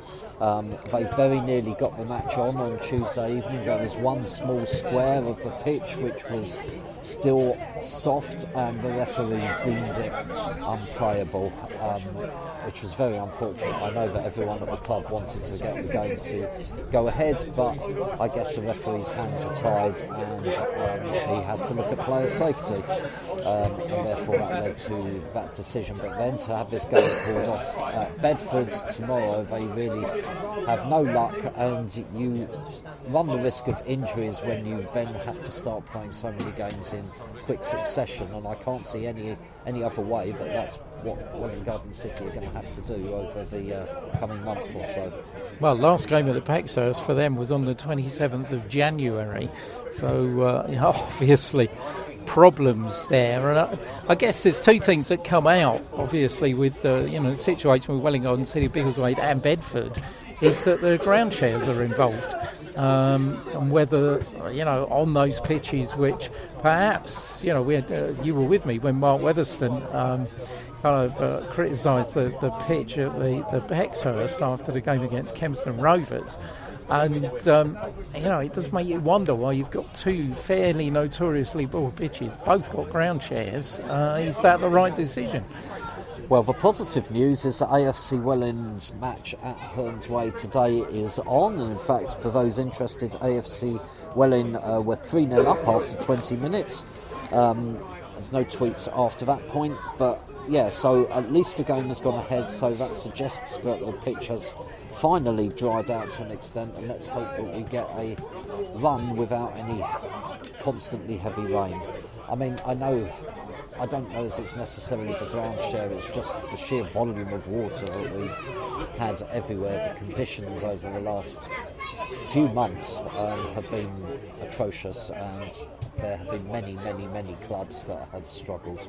Potters Bar, they've had a lot of matches off as well, and I guess that's another ground share, but you can't do anything against the weather, unfortunately. Yeah, and I think the one thing it does do, obviously, is financially you have to change your financial model, because you've not got people coming through the gate. So, that can be extreme difficulty as well. We know Bedford's got a big wage bill, so, maybe they'll be able to absorb it. But you'll look at a club like Welwyn Garden City with, average gate of about 150, and, can really start to hit. Players starting to come out, Hertford's team out and doing a few warm-up exercises. Spanish goalkeeper's out, but the rest of his team isn't. Staying in the warm, I think. I'll tell you one thing, you could be in the Hart Senior County League Premier Division, of course. Talk about games left. I'm sure there are, other leagues are available, but what I could find, Cockfosters reserves have got half their season still to play. 17 games they've got to play.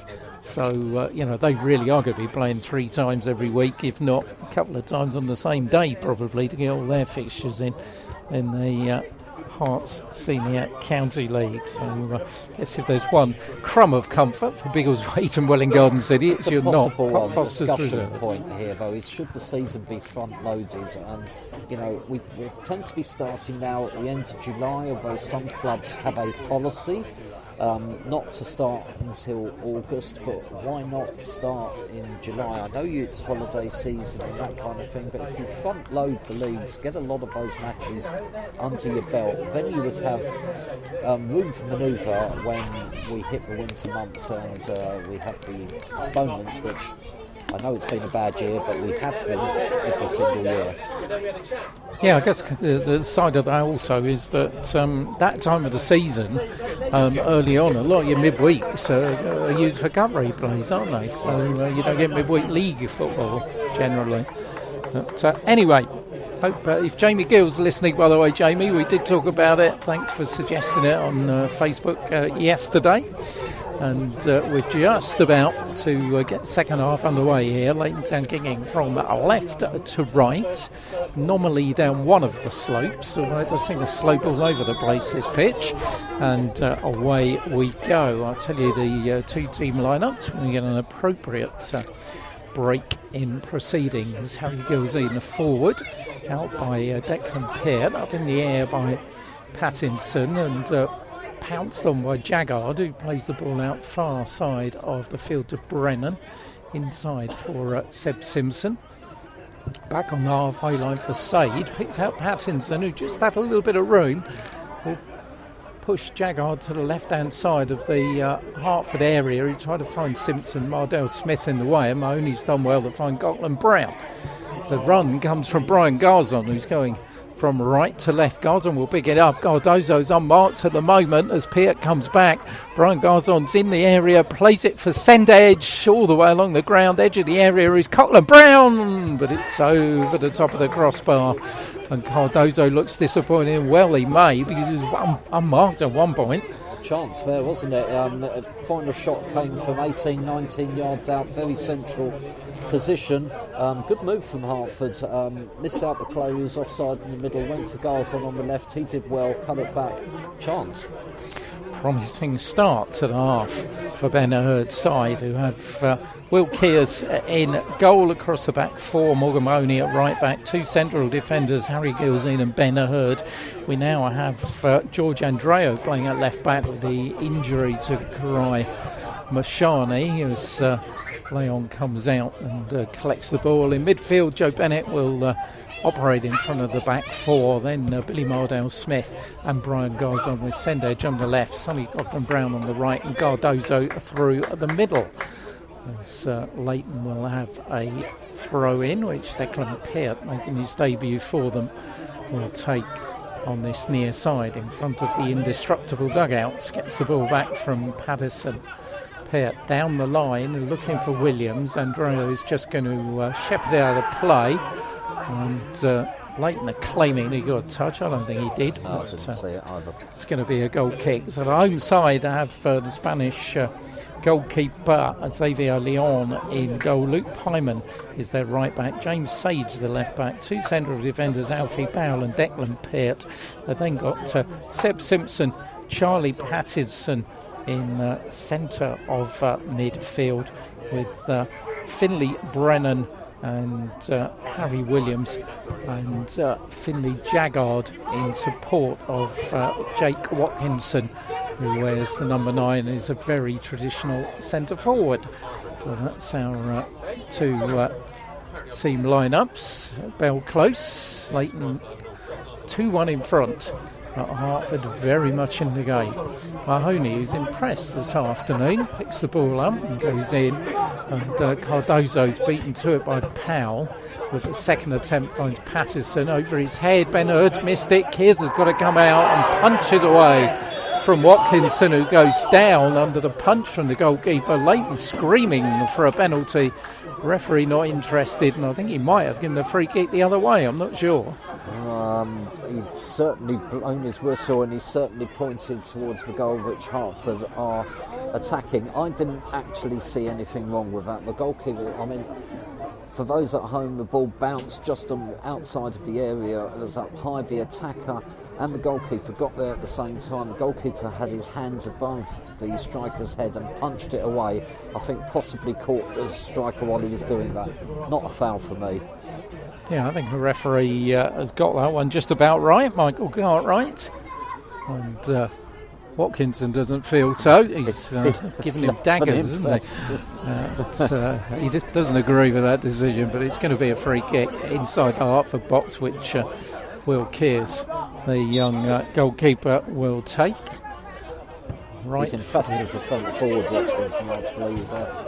He runs the line well, doesn't he? And yeah. He's a strong player. Yeah, strange. The game they played against Ware, he wasn't in the game at all. So, but well marshalled by Goga, I seem to remember on that occasion. But, ball with Joe Bennett coming forward, plays it to the halfway line to Mahoney. Has to turn away from Jaggard and does well. Morgan Mahoney to Billy Mardale-Smith on this near side. Sendage has to go backwards, collect the ball. He's going forwards now, though. Puts it across the box, headed out by Powell. And will come out for a throw-in on this near side, which Andreo will take quickly to Ben Hurd. Hurd onto the right foot, chips it down the left-hand side. Up in the air by Pyman. Still on the edge of the area. Forward by Patterson. Here's Jaggard. Plays it to the right to the aforementioned Watkinson. Watkinson picks the ball up. He's got Harry Gilzine there. Turns inside him. It's Williams. And Joe Bennett did just about enough to make sure it was difficult for Harry Williams. Otherwise, Kears would definitely have had a save to make. Yeah, keeper wasn't worked there. The attacker didn't wrap his foot around it. If he had, very good chance. The far post was gaping a bit. Joe Bennett looks to put Sendage in there behind Hyman, but the number 2 gets his boot to it and puts it out of play for a throw-in to Hertford. Good pace this second half being played out at the moment as Patterson picks it up, rolls it out for Finlay Brennan approaching the halfway line. His fellow number 7, Sonny Cochran-Brown, is there with him. Brennan has to turn backwards to Sage, who goes square to Peart. Peart volleys it towards the halfway line. Ben Hurd there with Watkinson, and in the end neither of them got the ball. It ran through to Will Kears. He puts it out on that far side for Harry Gilzine. Harry looks up, puts his foot on the ball, and then long ball forward, looking for the run of send edge on this near side. He wasn't offside, and Pyman's got to get there and does. Has another look across the line as he volleys it out for a throw in to Hertford on this. Second time they've used that long diagonal as well. It's paying dividends for them. Well, Sendedge, very dangerous player. He's a bit of a box of tricks. Never know what you're going to get, but sometimes can be spectacular. Joe Bennett's got it midway inside the Leighton half, but his tended ball for Copland Brown is straight into the arms of Leighton. Long kick forward, looking for Watkinson. Kears has come out edge of the area and does well. Harry Gilzine goes down, having a bit of a shove from the number 9. But, Joe Bennett picks the ball up and has to hurry, get it away from Patterson and bring in Harry Gilzine deep inside his own half. Bennett gets it back, far side for Mahoney. Mahoney inside for Garzon. Garzon for Gilzine. Onto the halfway line. Mardell Smith does well. Neat footwork from the teenager. Plays the ball inside for another teenager, Harry Gilzine. Rods it forward for Mahoney, who's just eased off the ball by Seb Simpson. Forward for Patterson. He's there with Ben Hurd. Patterson goes back to the experienced Simpson, but his ball is a poor one. Andreo forward and pounced on by Cardozo inside the centre circle to Brian Garzon. Garzon coming forward, looks for Cardozo. Sage is there, but he's given it away to Sendedge, left-hand side of the box. Plenty of yellow shirts in the box.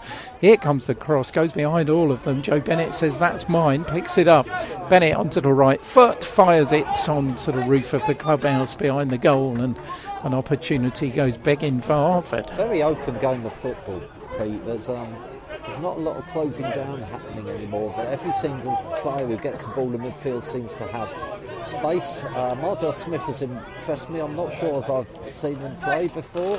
Although I'm wondering if he's picked up a little bit of a knock. He seems to be struggling just a little bit.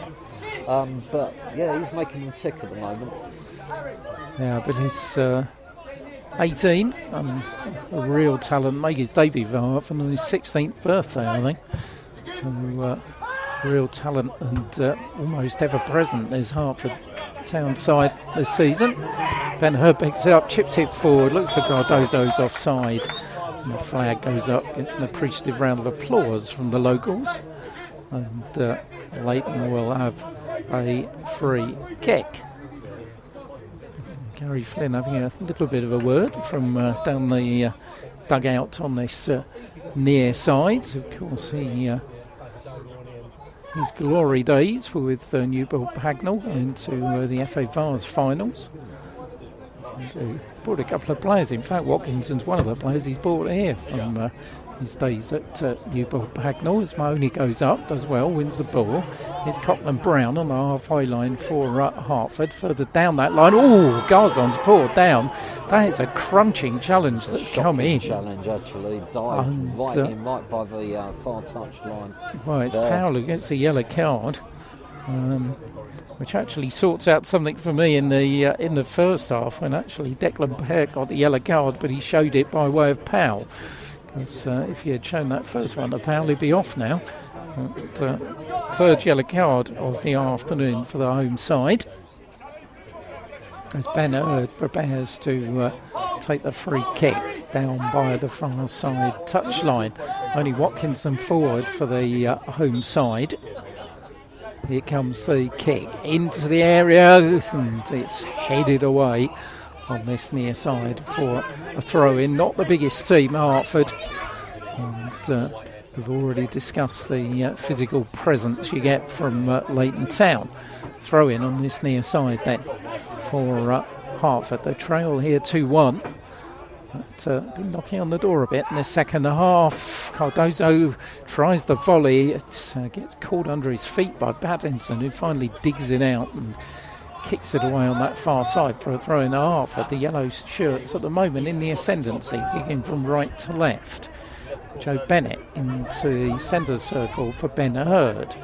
Ben forward for Brian Garzon. Lovely little touch by Garzon. Ben still going, may fancy the shot, but pulls it left for Sendage. Sendage chips it to the far post. It's headed down by Sage, on by Cotland Brown, in by Cardozo, who really snatched at it and thumps it high over the top. What a chance. The defender stood off him there. It dropped for the striker by the penalty spot. I think the excitement of the moment went to his head a bit, got his technique all wrong, and the ball's still going up now. Well, Hertford have had their opportunities beginning of this second half. And that touch by Brian Garzon with Ben Hurd is what he's all about. It shows what he can do. It was a lovely little touch which sent Ben Hurd through. The difference to how Hertford are playing now to how they were playing an hour ago is extraordinary.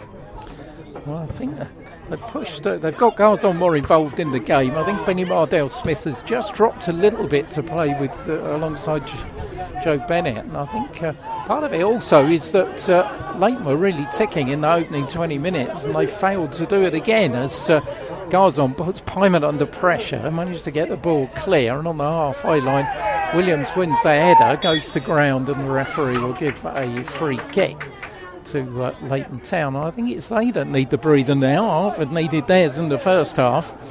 I think it's the home side that need to take a breather. The way Hertford have started the better in this second period, but they still trail by 2-1. Not a good day in 90 Minutes Live in association with Easy Shelf Country at the moment, because we're 1-0 down at Kidlington at half time as well. I'm going to repeat what I said in the first half, Pete, that next goal is really vital, even more so now than when I said it in the first half. Declan Peart with the free kick just inside the Hertford half. Will Cares has come and collected the ball well. Eyes on it from the young goalkeeper. Bowls it out and brings in Cotland Brown on that far side. Hertford eager to get on with it. Here comes Joe Bennett. Left hand side is Sendage, and Williams did just enough to divert the ball to Andreu, and thumping in goes Pyman, and manages to win the throw-in off of Sendage on this near side. It's going to be another Hertford change here. Sendage is going to go off, and it's going to be Uraid Memaj who is going to come on. So another one of these Hertford youngsters. As far as I know, it's going to be his debut for Hertford Town. Uraid Memaj, who will come and play that position. Sendage vacated wide on the left with the bright yellow boots to match his shirt. So 2 of the 3 substitutions made. That one tactical, I think. The previous one because of the injury to Karoma Shani. As Ben Hurd up and under, but Mardell-Smith watches Williams go over the top of him. He got the worst of that, did Harry Williams, who had some treatment in the first half when he went down under challenge from Ben Hurd. He's got back up now as the number 10. And here's the opposing number 10, Brian Garzon. Garzon finds Mardell-Smith, sidesteps one, goes away from Jaggard, then goes down, finds Harry Gilzine. Gilzine's ball forward, looking for the run of Cardozo, but Powell will let that run all the way back to his goalkeeper, Leighton. Cardozo says, quite what were you doing with that? I think he's reading his body language. He's worked hard up there. He's been certainly out-muscled by 2 big central defenders. And when he did have that opportunity a couple of moments ago, he was found wanting as it went high over the top of the crossbar. Will Kears out at the hurry-up. Hertford trailing 2-0 down in 19 minutes, but Brian Garzon's free kick, his 14th goal of the season, just after the half hour, giving them hope. Ben Hurd on the edge of his own 18-yard box, long ball forward, looking for Cotland Brown, brings it down on his chest, plays the ball back towards the edge of the 18-yard area for Harry Gilzine. Looking for Brian Garzon. Garzon will get it as Simpson misjudged the ball. Garzon on this near side to Memaj, but first touch for the substitute. He's in an offside position, and the flag went up on that far side of the field. It was interesting. Some managers change games, some managers just go personnel for personnel, and with Memaj coming on instead of Sendage, it's very much like for like. But the fellow who went off really wasn't having an awful lot of luck on the left-hand side, so maybe that's why the change of personnel's come on. Give the youngster a chance. Hertford are on top at the moment in possession-wise, although fairly even, but I would still say they're having the better of the second half. Need to make it pay as Jaggard wrestles the ball away from Ben Hurd with a bit of trickery down by the touchline behind the dugout.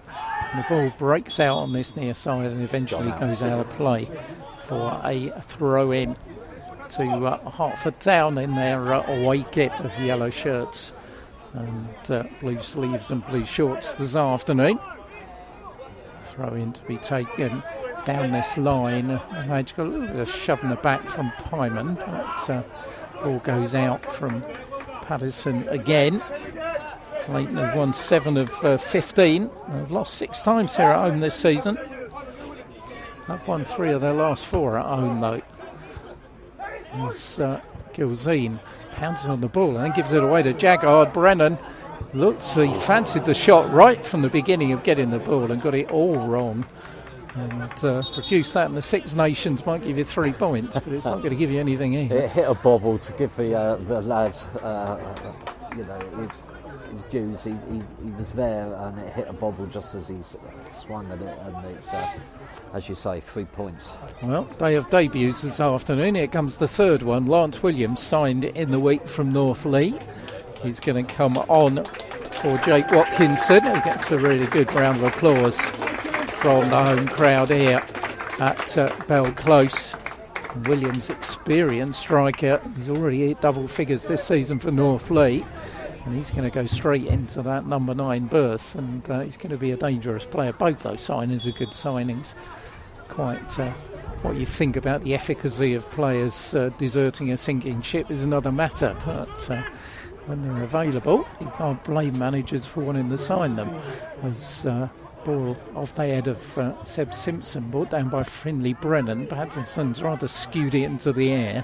Mahoney puts it further in the air, but Jaggard brings it down. Mahoney can't get the tackle in, and Jaggard going down that left-hand side, and in the end it's Gilzine who has to put the ball out for a corner for Leighton Town. They're just starting to get back into it again, aren't they, Pete? After Hertford had a really good spell, Leighton are starting to spend a bit more time in the Hertford half. Seb Simpson's going to take the corner. Hertford have just got Sonny Coghlan-Brown forward, everybody else inside the 18-yard box. Simpson's corner looks for Williams, but Memaj did well to substitute to get in the way. The ball played on that far side. Ben Hurd's alert to it very quickly. Goes down under challenge from Simpson, and in the end it goes out for another for a corner, and Ben Hurd gets a yellow card. Descent. Well, Ben won't be impressed with that. He always has plenty to say about referees, and he's got another yellow card from one there. Defending to be done here. Corner from that far side. I think Leighton might be about to make another change. But, waiting for Simpson. Here he comes, chips it in. Kears is under pressure, doesn't get the ball, but under too much pressure, says the referee from Lance Williams, the substitute, and it'll be a free kick inside that Hertford Town penalty area. Settled down, hasn't he, after a mistake he made in the first 10 minutes, and particularly with the ball above his head, he's been very strong. Long kick forward from Kears. Looks for Cardozo, who controls it and then gets shoved to the ground by Declan Pearce. The bench aren't particularly impressed the way to our right, but the bench attend to our left arse. So, such is the ways of football. It's Hertford free kick. More or less right in front of our commentary position here at Bell Close. It's going to be Ben Hurd who will take the kick. Player manager. Don't skip it aside. Joe Bennett does that. But it's going to be Ben's kick. Looks up, right-footed. Finds Memaj. Memaj gives it back to him. Ben's under siege here from red shirts. And then yells at Memaj, you should have turned. But Billy Mardell-Smith puts it to the edge of the area. Pattinson again just lofts it towards the halfway line. Finds Mahoney in the way. Jaggard's there with Ben Hurd. Jaggard goes down. Ben can't believe it's a free kick. and Leighton Town saying we had the ball in a good position, so referee can't win here. He needs to be careful, Ben Hurd, having just been booked to make a challenge like that. I've seen many a referee give a yellow for that. Well, I don't know, the referee's having a look here. I don't know whether he is going to reach for his piece. Having a word with Joe Bennett. Substitution about to be made in front of us, which means that the number 14, Ben Farrell, is about to come on for Leighton Town. No card such from the referee. It's going to be Seb Simpson that comes off. He's going to give the bench down here, saying that maybe the referee should have taken yellow card action against Ben. But he hasn't done so. Seb Simpson's going to come off to a round of applause and give up the captain's armband, which is going to be taken by Ben Farrell, the number 14, who is going to come on. Very experienced midfield player, former Bedford Town player, 37 now, Ben. He's been there, seen it, and got the T-shirt. He's got the captain's armband to match now as well. Peart's free kick to the edge of the Hertford area. Up goes Williams. Oh, goes on to miss. Kicked it. Kids is under pressure and does well with 3 red shirts around him. He's done that well a few times. Great catch. Long kick forward, looking for Coughlin Brown. Sage is in the way. Didn't really know where the header was going, but Peart's there first. High up and under. Onto the head of Andreo. The ball will break on the halfway line for Sage again. Another high up and under, but Kears is underneath it and will collect it on the first bounce and bowl it out to Harry Gilzine. Harry forward for Garzon. Garzon forced backwards by Farrell. Almost gives the ball away. Gilzine's done well to nip the ball off of the advancing Farrell and away for a throw in. They've just in. off the boil a bit, haven't they? Garzile and Mikhail Smith, both of them were making Hertford tick a little while ago, just gone a bit quiet. And case in point there as Brian Garzon gives the ball away and it goes out for a throw in, which Finlay Brennan will leave to James Sage on that far side of the field, parallel to the edge of the Hertford 18-yard area is James Sage as he takes this one into the area. So Mardale Smith, who gets up and is one of his players on the pitch, but he's put back across by Hyman, and once again another good catch by Will Cares, who then thumps it out to Memaj on this side. Cardozo's there being wrestled by Peart, and in the end the ball will go out for a throw-in, but I've got to say, why wasn't that a free kick? Exactly. The defender had his hand all over the attacker's chest there. I was just gesturing at the referee, remembering I had headphones on and not to shout at him. Must remain neutral at all times. Well, something like that. But, I think even any neutral would have seen that and said, well, hey, hold on, that's got to be a free kick. But it wasn't to be. Hertford got a throw in deep inside their own half on this near side of the field. It's 90 minutes live in association with Easy Shelf Direct with Pete and Chris this afternoon at Bell Close. Hertford trailing 2-1 with 24 minutes to the second half gone. Morgan Mahoney picking up a bit of space on that far side, pulls it inside for Joe Bennett. He's under challenge from Jaggard, forcing him to pull the ball in field for Ben Hurd. Ben trying to turn away from Lance Williams, who just brings him down, although Ben was on his way down anyway. A little bit of experience there, I think, for that free kick. And Ben will take the kick from inside his own half, aims at this near side to Memaj, gets his head to it. Andreo forward for Cardozo. Cardozo for Ben Andreo still going forward, and in the end it takes Sage to hoof it away to Lance Williams. Header looking on this side for Harry Williams. But goes out of play for a throw into Hertford. Mardale Smith forward, then goes down under challenge. Jaggard gets it for Lance Williams coming forward. He's got Harry Williams to his right hand side. Is Williams in the area, chips it in, and Harry Williams scores goal number 3 for Leighton Town. And as Chris was saying, that could prove very, very important. And how simple was that, Pete? Just a throw-in, wasn't it? I think down here by the halfway line.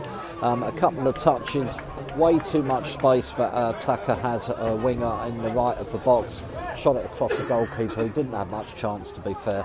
3-1. 26 minutes of the second half gone. Another Hertford substitute, Billy Mardell-Smith, is coming off, and Archie O'Brien, another of these promising teenagers, is going to come on. Well, they now have a bit of a mountain to climb. They trail here 3-1. That was the score at the Smile IT earlier on in the season, and they were beaten by Leighton Town.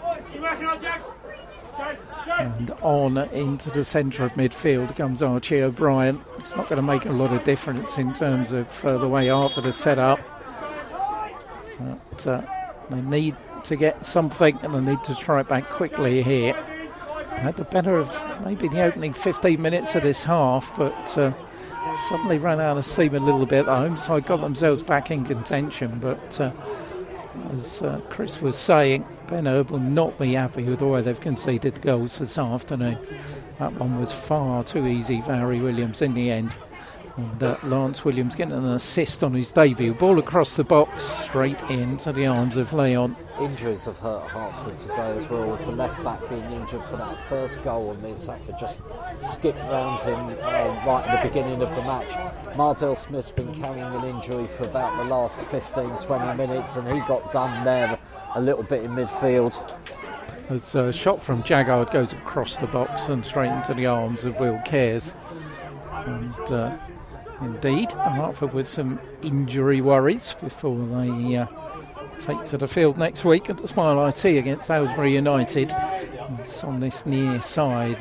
Memaj will pick the ball up. A little bit of trickery, but he runs straight into Lance Williams. Gets the ball back though on this near side. Plays it in for Garzon. Garzon's in the area, but he's got 3 red shirts in front of him. Garzon nips it back to Memaj. Memaj decides not to cross it, and in the end he just tries too much and dribbles the ball out of play for a goal kick to Leighton Town. We won't be following Hertford next week. We will be following Welwyn Garden City, weather permitting, and amazingly will be our first appearance of the Bexhurst this year when they take on Kidlington. So probably be their first appearance there this year as well, isn't it? 27th of January was the last one, so yeah, I think for both of us it'll be I'll be able to say Happy New Year to Dave Coates, the Welwyn chairman. Off comes Harry Williams, and on goes Louis Barrett. Final change made by Leighton Town and Gary Flint. They lead here by 3 goals to 1. So yeah, live from 2:55 next weekend. Simon will be back as match summariser, and we'll be watching Welwyn Garden City against Kidlington, who are one of the teams that we haven't seen so far this season. So it's going to be pressure on for a Muppet link with Kidlington. As ball picked up by Archie O'Brien, given away to Jaggard. Hertford getting a bit ragged at the moment. It's Finlay Brennan, good block by Gilzine inside the 18-yard box. Mahoney will bring the ball away for them. He's surrounded in red shirts. Does well to pick out Brian Garzon. Garzon's given it away. Thought he should have a free kick, and indeed he does get a free kick. So it's going to be a free kick to Hertford just inside their own half. Joe Bennett will leave it to Ben Hurd. At the moment facing their 9th away defeat of the season. It's been a fair stronghold at the Smile IT, not always been that case away from home though. But as Chris was saying, haven't had luck on their side this afternoon with the 2 injuries. As Ben Hurd will pick up the ball on the halfway line. Plays it forward to Joe Bennett. Nice little interchange of passes with Copeland Brown coming forward now. Copeland Brown outside him has got Archie O'Brien, fires it across, and it's put in the back of the net by Cardozo, but there's a linesman's flag up on that far side, and that was neat interplay, but in the end came to nothing. I don't think he can be in offside by too much either. Very nice interchange, as you say, just outside the right of the area.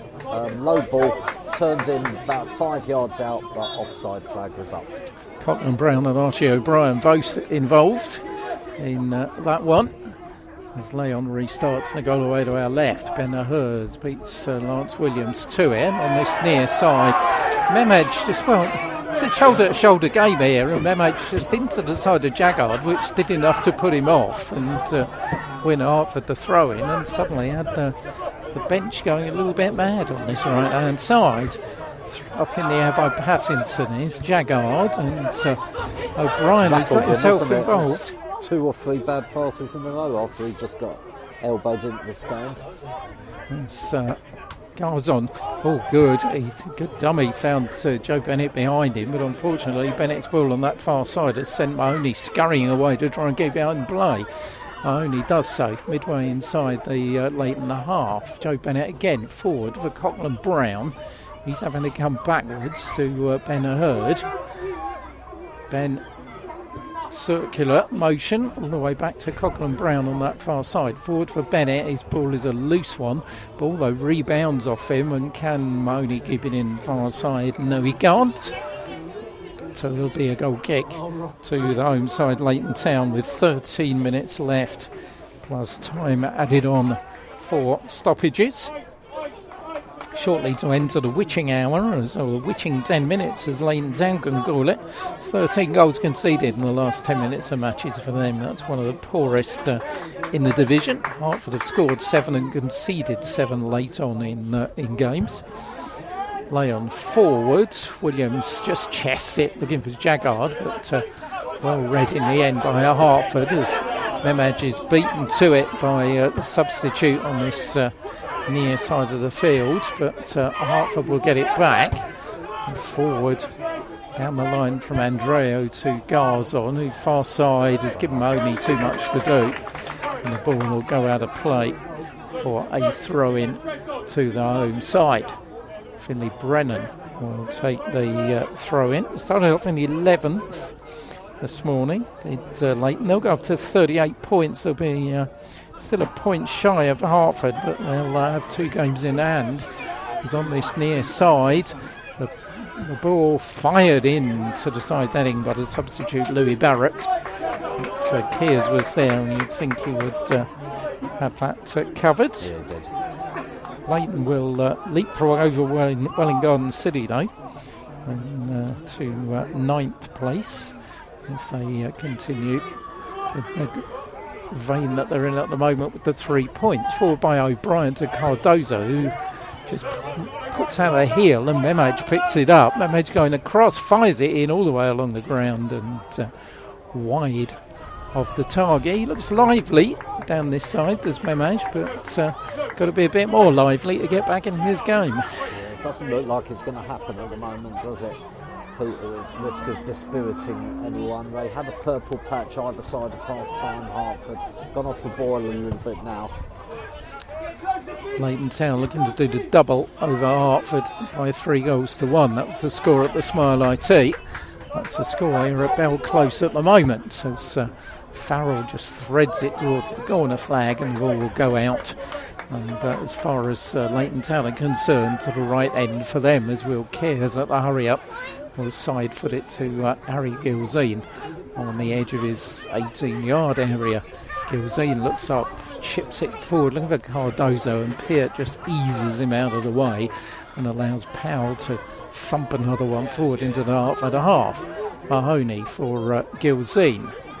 Gilzine for Andreo, who almost gave it away, but O'Brien did well, managing to snaffle the ball back. Some neat footwork by Mahoney has got Joe Bennett going forward towards the halfway line. Here's O'Brien, who does well again, and Mahoney's got it inside the centre circle for Hertford. Mahoney forward, looking for Archie O'Brien. Like the look of him since he's come on. First time I've seen him, another young teenager from the academy. Here's Mahoney, right hand side of the box. Can't put it across first time or second time. Good defending by Powell. O'Brien chests it down on the edge of the area. Looks up and sees what's on. Chips it into that area. Up in the air by Peart. On this near side, Andreo will make life a little bit difficult in the end for the substitute Louis Barra, and win a throw-in for Hertford. Andreo will take it. Ben Hurd's up there on the edge of the area, forced backwards by Peart, goes down under challenge. Hertford win a free kick. Peter says, what have I done, ref? But we go back about 10 minutes for that one right in front of us. Wasn't that the same challenge? Exactly the same. Well, Ben Hurd's going to take the kick. And this, you would suggest, if Hertford are going to get back into this game, they've got to do something here. This is a good opportunity. Everybody push forward, everybody back for Leighton Town. I think they know the importance of this next couple of moments as well. Leon is looking where his players are. Ben Hurd is a poor kick, which is hit out round about the penalty spot by Hyman. Back to Andrea, who can only find Patterson on the edge of the box, and for a moment there's 2 against 2 on here, but Joe Bennett manages to get there first. Back to Will Kears, who then finds Bennett again on that far side. Opportunity gone for Hertford as Mahoney picks it up inside the centre circle and does well to bring in Andrea. Andrea on this near side for Memach. Memach for Andrea again. Comes across the halfway line, tries to find Memach, but Pyman will collect the ball from Barrett, and Jaggard does well to bring in Farrell, who just shows a little bit of experience, puts it back to Peart, who has Cardozo running round him in circles. And in the end, Cardozo does get there, and the ball goes out of play, but it's a throw-in to Leighton Town. Cardozo thumps the side of his leg in disappointment, and we edge in to the final 10 minutes here. He's had no change today, has he, Cardozo, from the Leighton defenders at all. He's worked himself into the ground, but has had no joy, apart from that one chance that is still going up now. Here's Joe Bennett midway inside the half, puts the ball into the area. Leon comes out and collects it and falls on the penalty spot. I do like to love it lie down, didn't I? Time for the keeper's dying swan in the last 10 minutes, as I call it. And the perfect one there from Spanish goalkeeper. High kick forward. Williams will let it go. Oh, it's going to bounce to Barrett, right hand edge of the area. Hertford just managed to get enough players back, and then it was Mahoney who managed to get it clear. But Pyman's coming forward, looking to provide the final touches to a victory here. Leighton Town, 4th goal. Hertford would definitely be out of it. It's going to be a real struggle and something special if they're going to get back into it from here. And I know they're trying to get back into it, but they're leaving themselves a little bit too stretched for me. I think they're in danger of letting in a 4th. On this near side then, ball is picked up by Lance Williams down by the corner flag where we can't see it. Finally comes across, the header comes in, but there's a flag up for a push and a free kick to Hertford, which Gilzine will leave for Will Kears to take for them. Not got too much to aim at. Cochran Brown's now come a little bit short, and that's where it goes, midway inside his own half. He'll pick the ball up. He's got Brennan there wrestling just a little too enthusiastically for referee Mr. Cartwright. It's going to be a free kick, which Joe Bennett will nick back to Morgan Mahoney. Mahoney looks up, plays the ball forward. O'Brien's turned well away from Farrell. O'Brien shields it nicely and brings the ball back for Joe Bennett. Bennett Hurd pushing increasingly forward now. Bennett's inside the centre circle, brings in Giorgio, turns inside of Barrett, is robbed of it by Jackard though. And here they come back again. Joe Bennett has tripped Louis Barrett and he's going to earn himself a booking. There's a yellow card all day long. I think he knew it as well. I suppose we could have the debate under the blue card system. Would that turn into a blue card? But don't think we'll go there. Well, and I mean, when Ben Hurd was booked for dissent, should he not have been sent to the sin bin? You know, that's. I thought what it was there to do.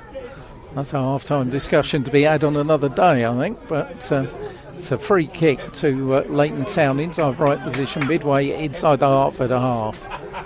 Farrell is there with the 18-year-old Finlay Jaggard. It's going to be Jaggard who is going to have the responsibility with the right boot. Jaggard's kick goes across, well headed out by Harry Gilzine. Back in by Farrell. Really got hold of it. And, superb technique, 25 yards out, hit it with the side of his foot as the ball was coming down. Went like a laser tracer, that did. And Hartford could be in trouble again, but Gilzine stretches out a boot and finds Joe Bennett. He's the impressive O'Brien, who plays the ball back to Mahoney. Mahoney crossfield for Ben Hurd.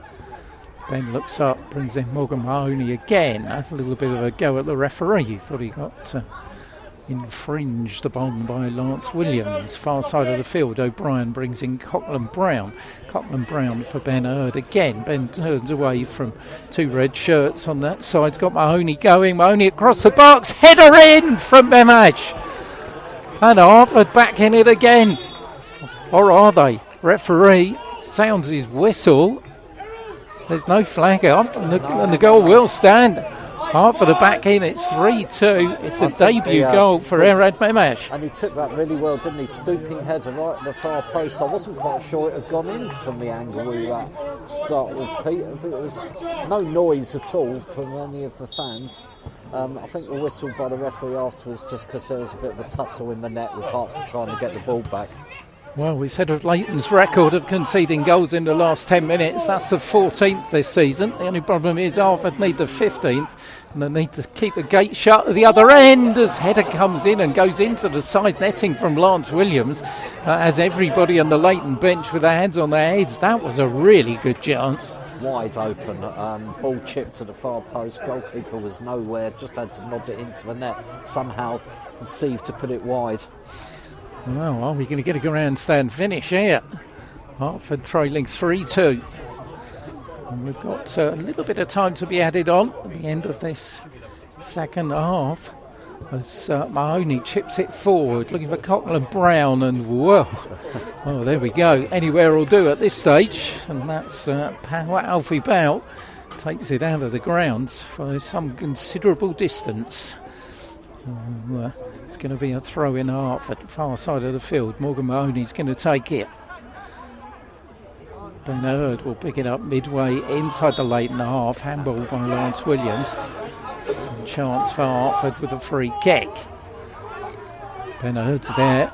Memash, the man of the moment, so on this left-hand side. Garzon fires in the shot. Oh, the goalkeeper's fumbled it first attempt and gets it the second before Cardozo can arrive.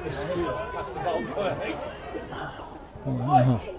It was worth a try. Hartford almost in there. The goalkeeper got out of jail, grabbing it at the second attempt. Long kick forward onto the head of Harry Gilzine. Finds Joe Bennett. Rather like they were in the opening 15 minutes of the half. Hartford have come to life again. Mahoney plays the ball on the halfway line. The Coughlin Brown.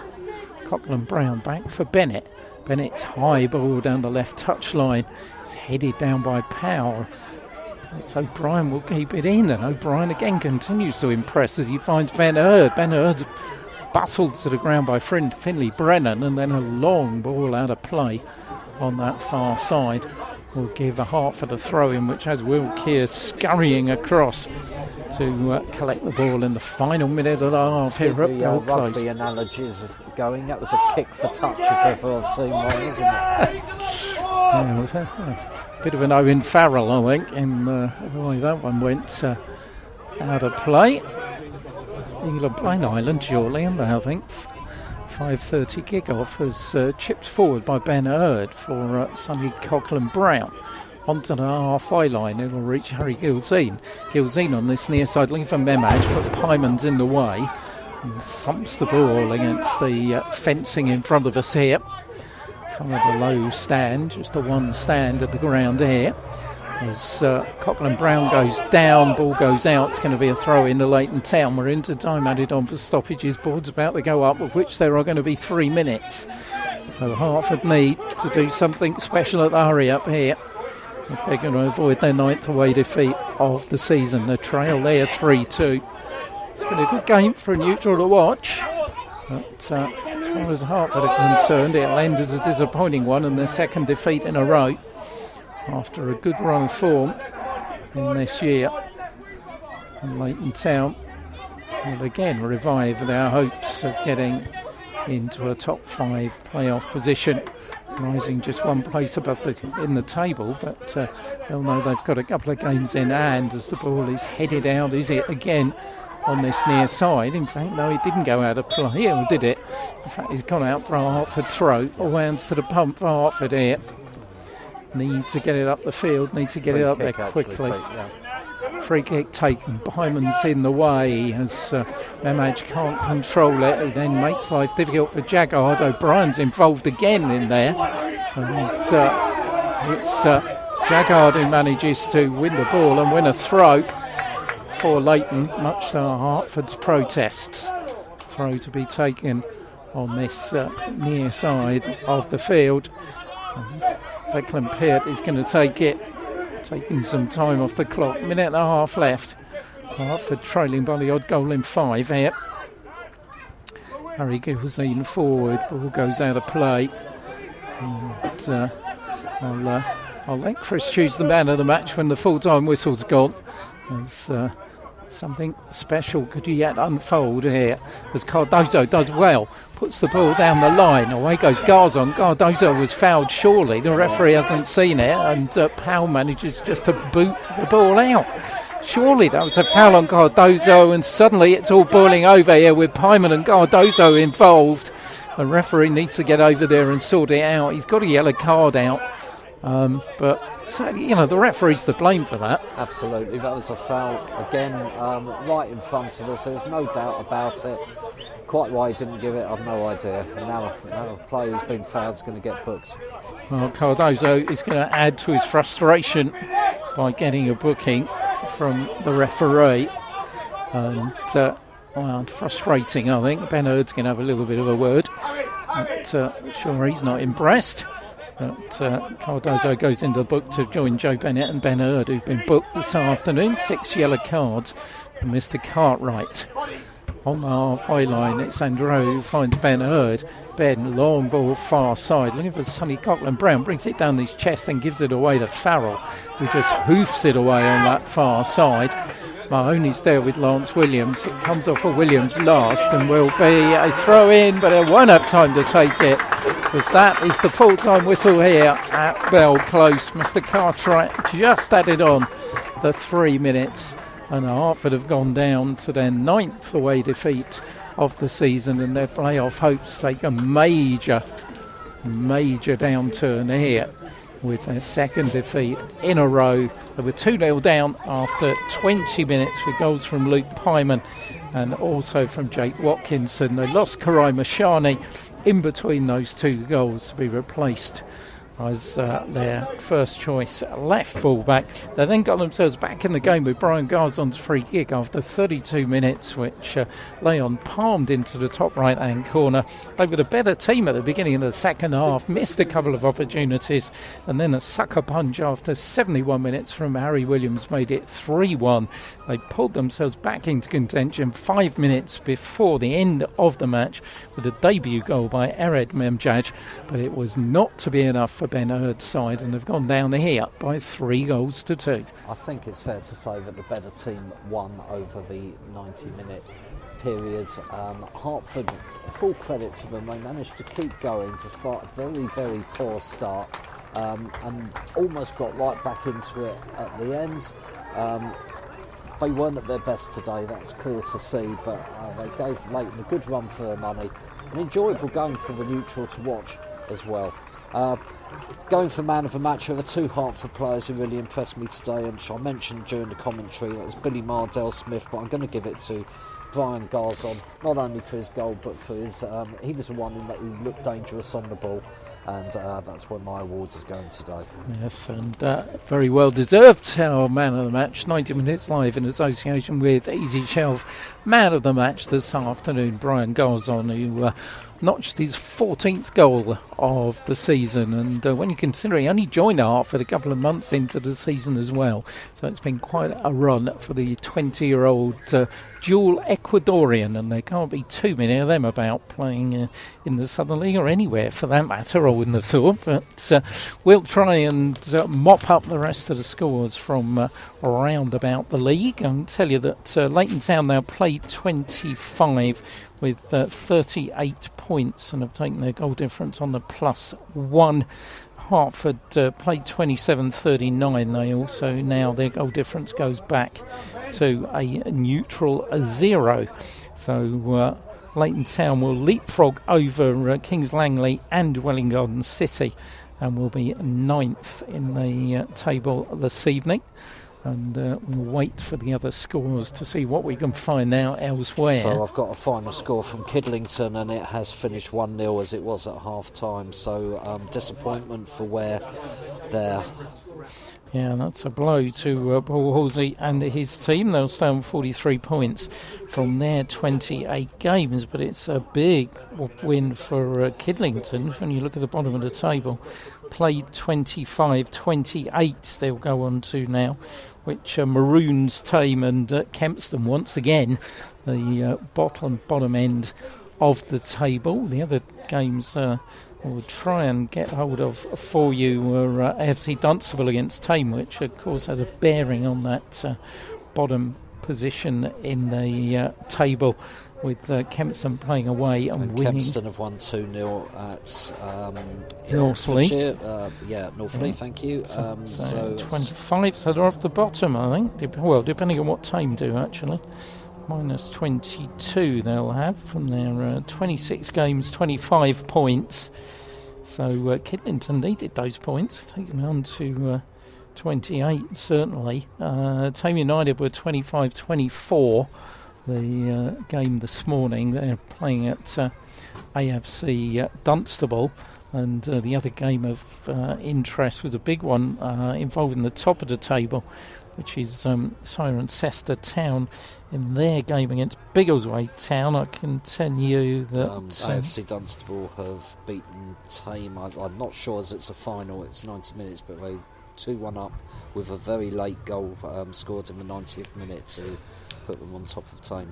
So AFC Dunstable do themselves a good job at the edging towards the top 5 places, and Kempston are off the bottom for the first time in many, many weeks. So congratulations to them, and I can tell you, big win for Biggleswade Town. I don't think it's over yet, but they're 4-1 up at Cirencester. So that is a big win for them. They move on to 50 points from their 26 games, and there's 1 point in it at the top of the table. And Biggleswade Town, with goal difference of plus 24, Bedford got plus 29. So that is a big win for Biggleswade Town. As far as the top 5 goes, then Bedford will remain top, despite the fact they're not playing this weekend. Played 26, 51 points, plus 29 for a goal difference. Biggleswade Town second, played 26, 50 points, plus 24 for their goal difference. Waltham Abbey will stay in third, despite everything that was happening around them this afternoon. They didn't play. They played 28, got 44 points, plus 5. Northley, what was the Northley? Northley lost 2-0, which means plus 1. So Ware will go, despite the fact they lost, they'll go above Northley on goals scored into 4th place. Northley will be in 5th place. AFC Dunstable will be up to 6th. Cirencester will be still in 7th, followed by Hertford in 8th and Leighton Town in 9th, which is how the top of the table look. At the bottom of the table, Kidlington will be in 17th. Tame United will drop to the bottom, and Kempston Rovers will be in 18th place with 1 point between the bottom 2, having played the same number of games. So everything at play for at bottom and top of the table in Southern League Division 1 Central. Here, though, Hertford's playoff chances have taken a bit of a tumble. They're still in the, everybody's in the hunt here, because this is such a division where everybody can beat everybody else. But time beginning to run out and those games beginning to get more difficult. I mean, they might as well stay in Oxfordshire for the week, because they're at Northley next week. So we're at Northley. You would expect them to pick up 3 points there. Hertford have got to bounce back against Aylesbury United, or another team going to be looking over their shoulders a bit nervously, because Killington won today. And we will be at the Pexhurst to watch Welwyn Garden City who still, 23 games played, 35 points. 1, 2, 3, 4, 5, 6. If we take Cirencester as being the road into the playoffs, despite the fact they're 6, because Northley are going to drop out, then you look at Welwyn Garden City here, they've got 5 points shy of Cirencester. They've got 4 games in hand. And they've been good on the road, Welwyn Garden. They've had some. They score goals, they let in goals, so you never get a dull game there. That's for sure. They just need to put a bit of a run together, like they did around about the Christmas time, and they could get right into that picture. And certainly with Linton Goss in there banging the goals in, there's every possibility of that. Well, it's getting deserted. It's getting cold as well. It's time for us to hit the A505, the A5 and the M1 as we wend our way back to Hertfordshire.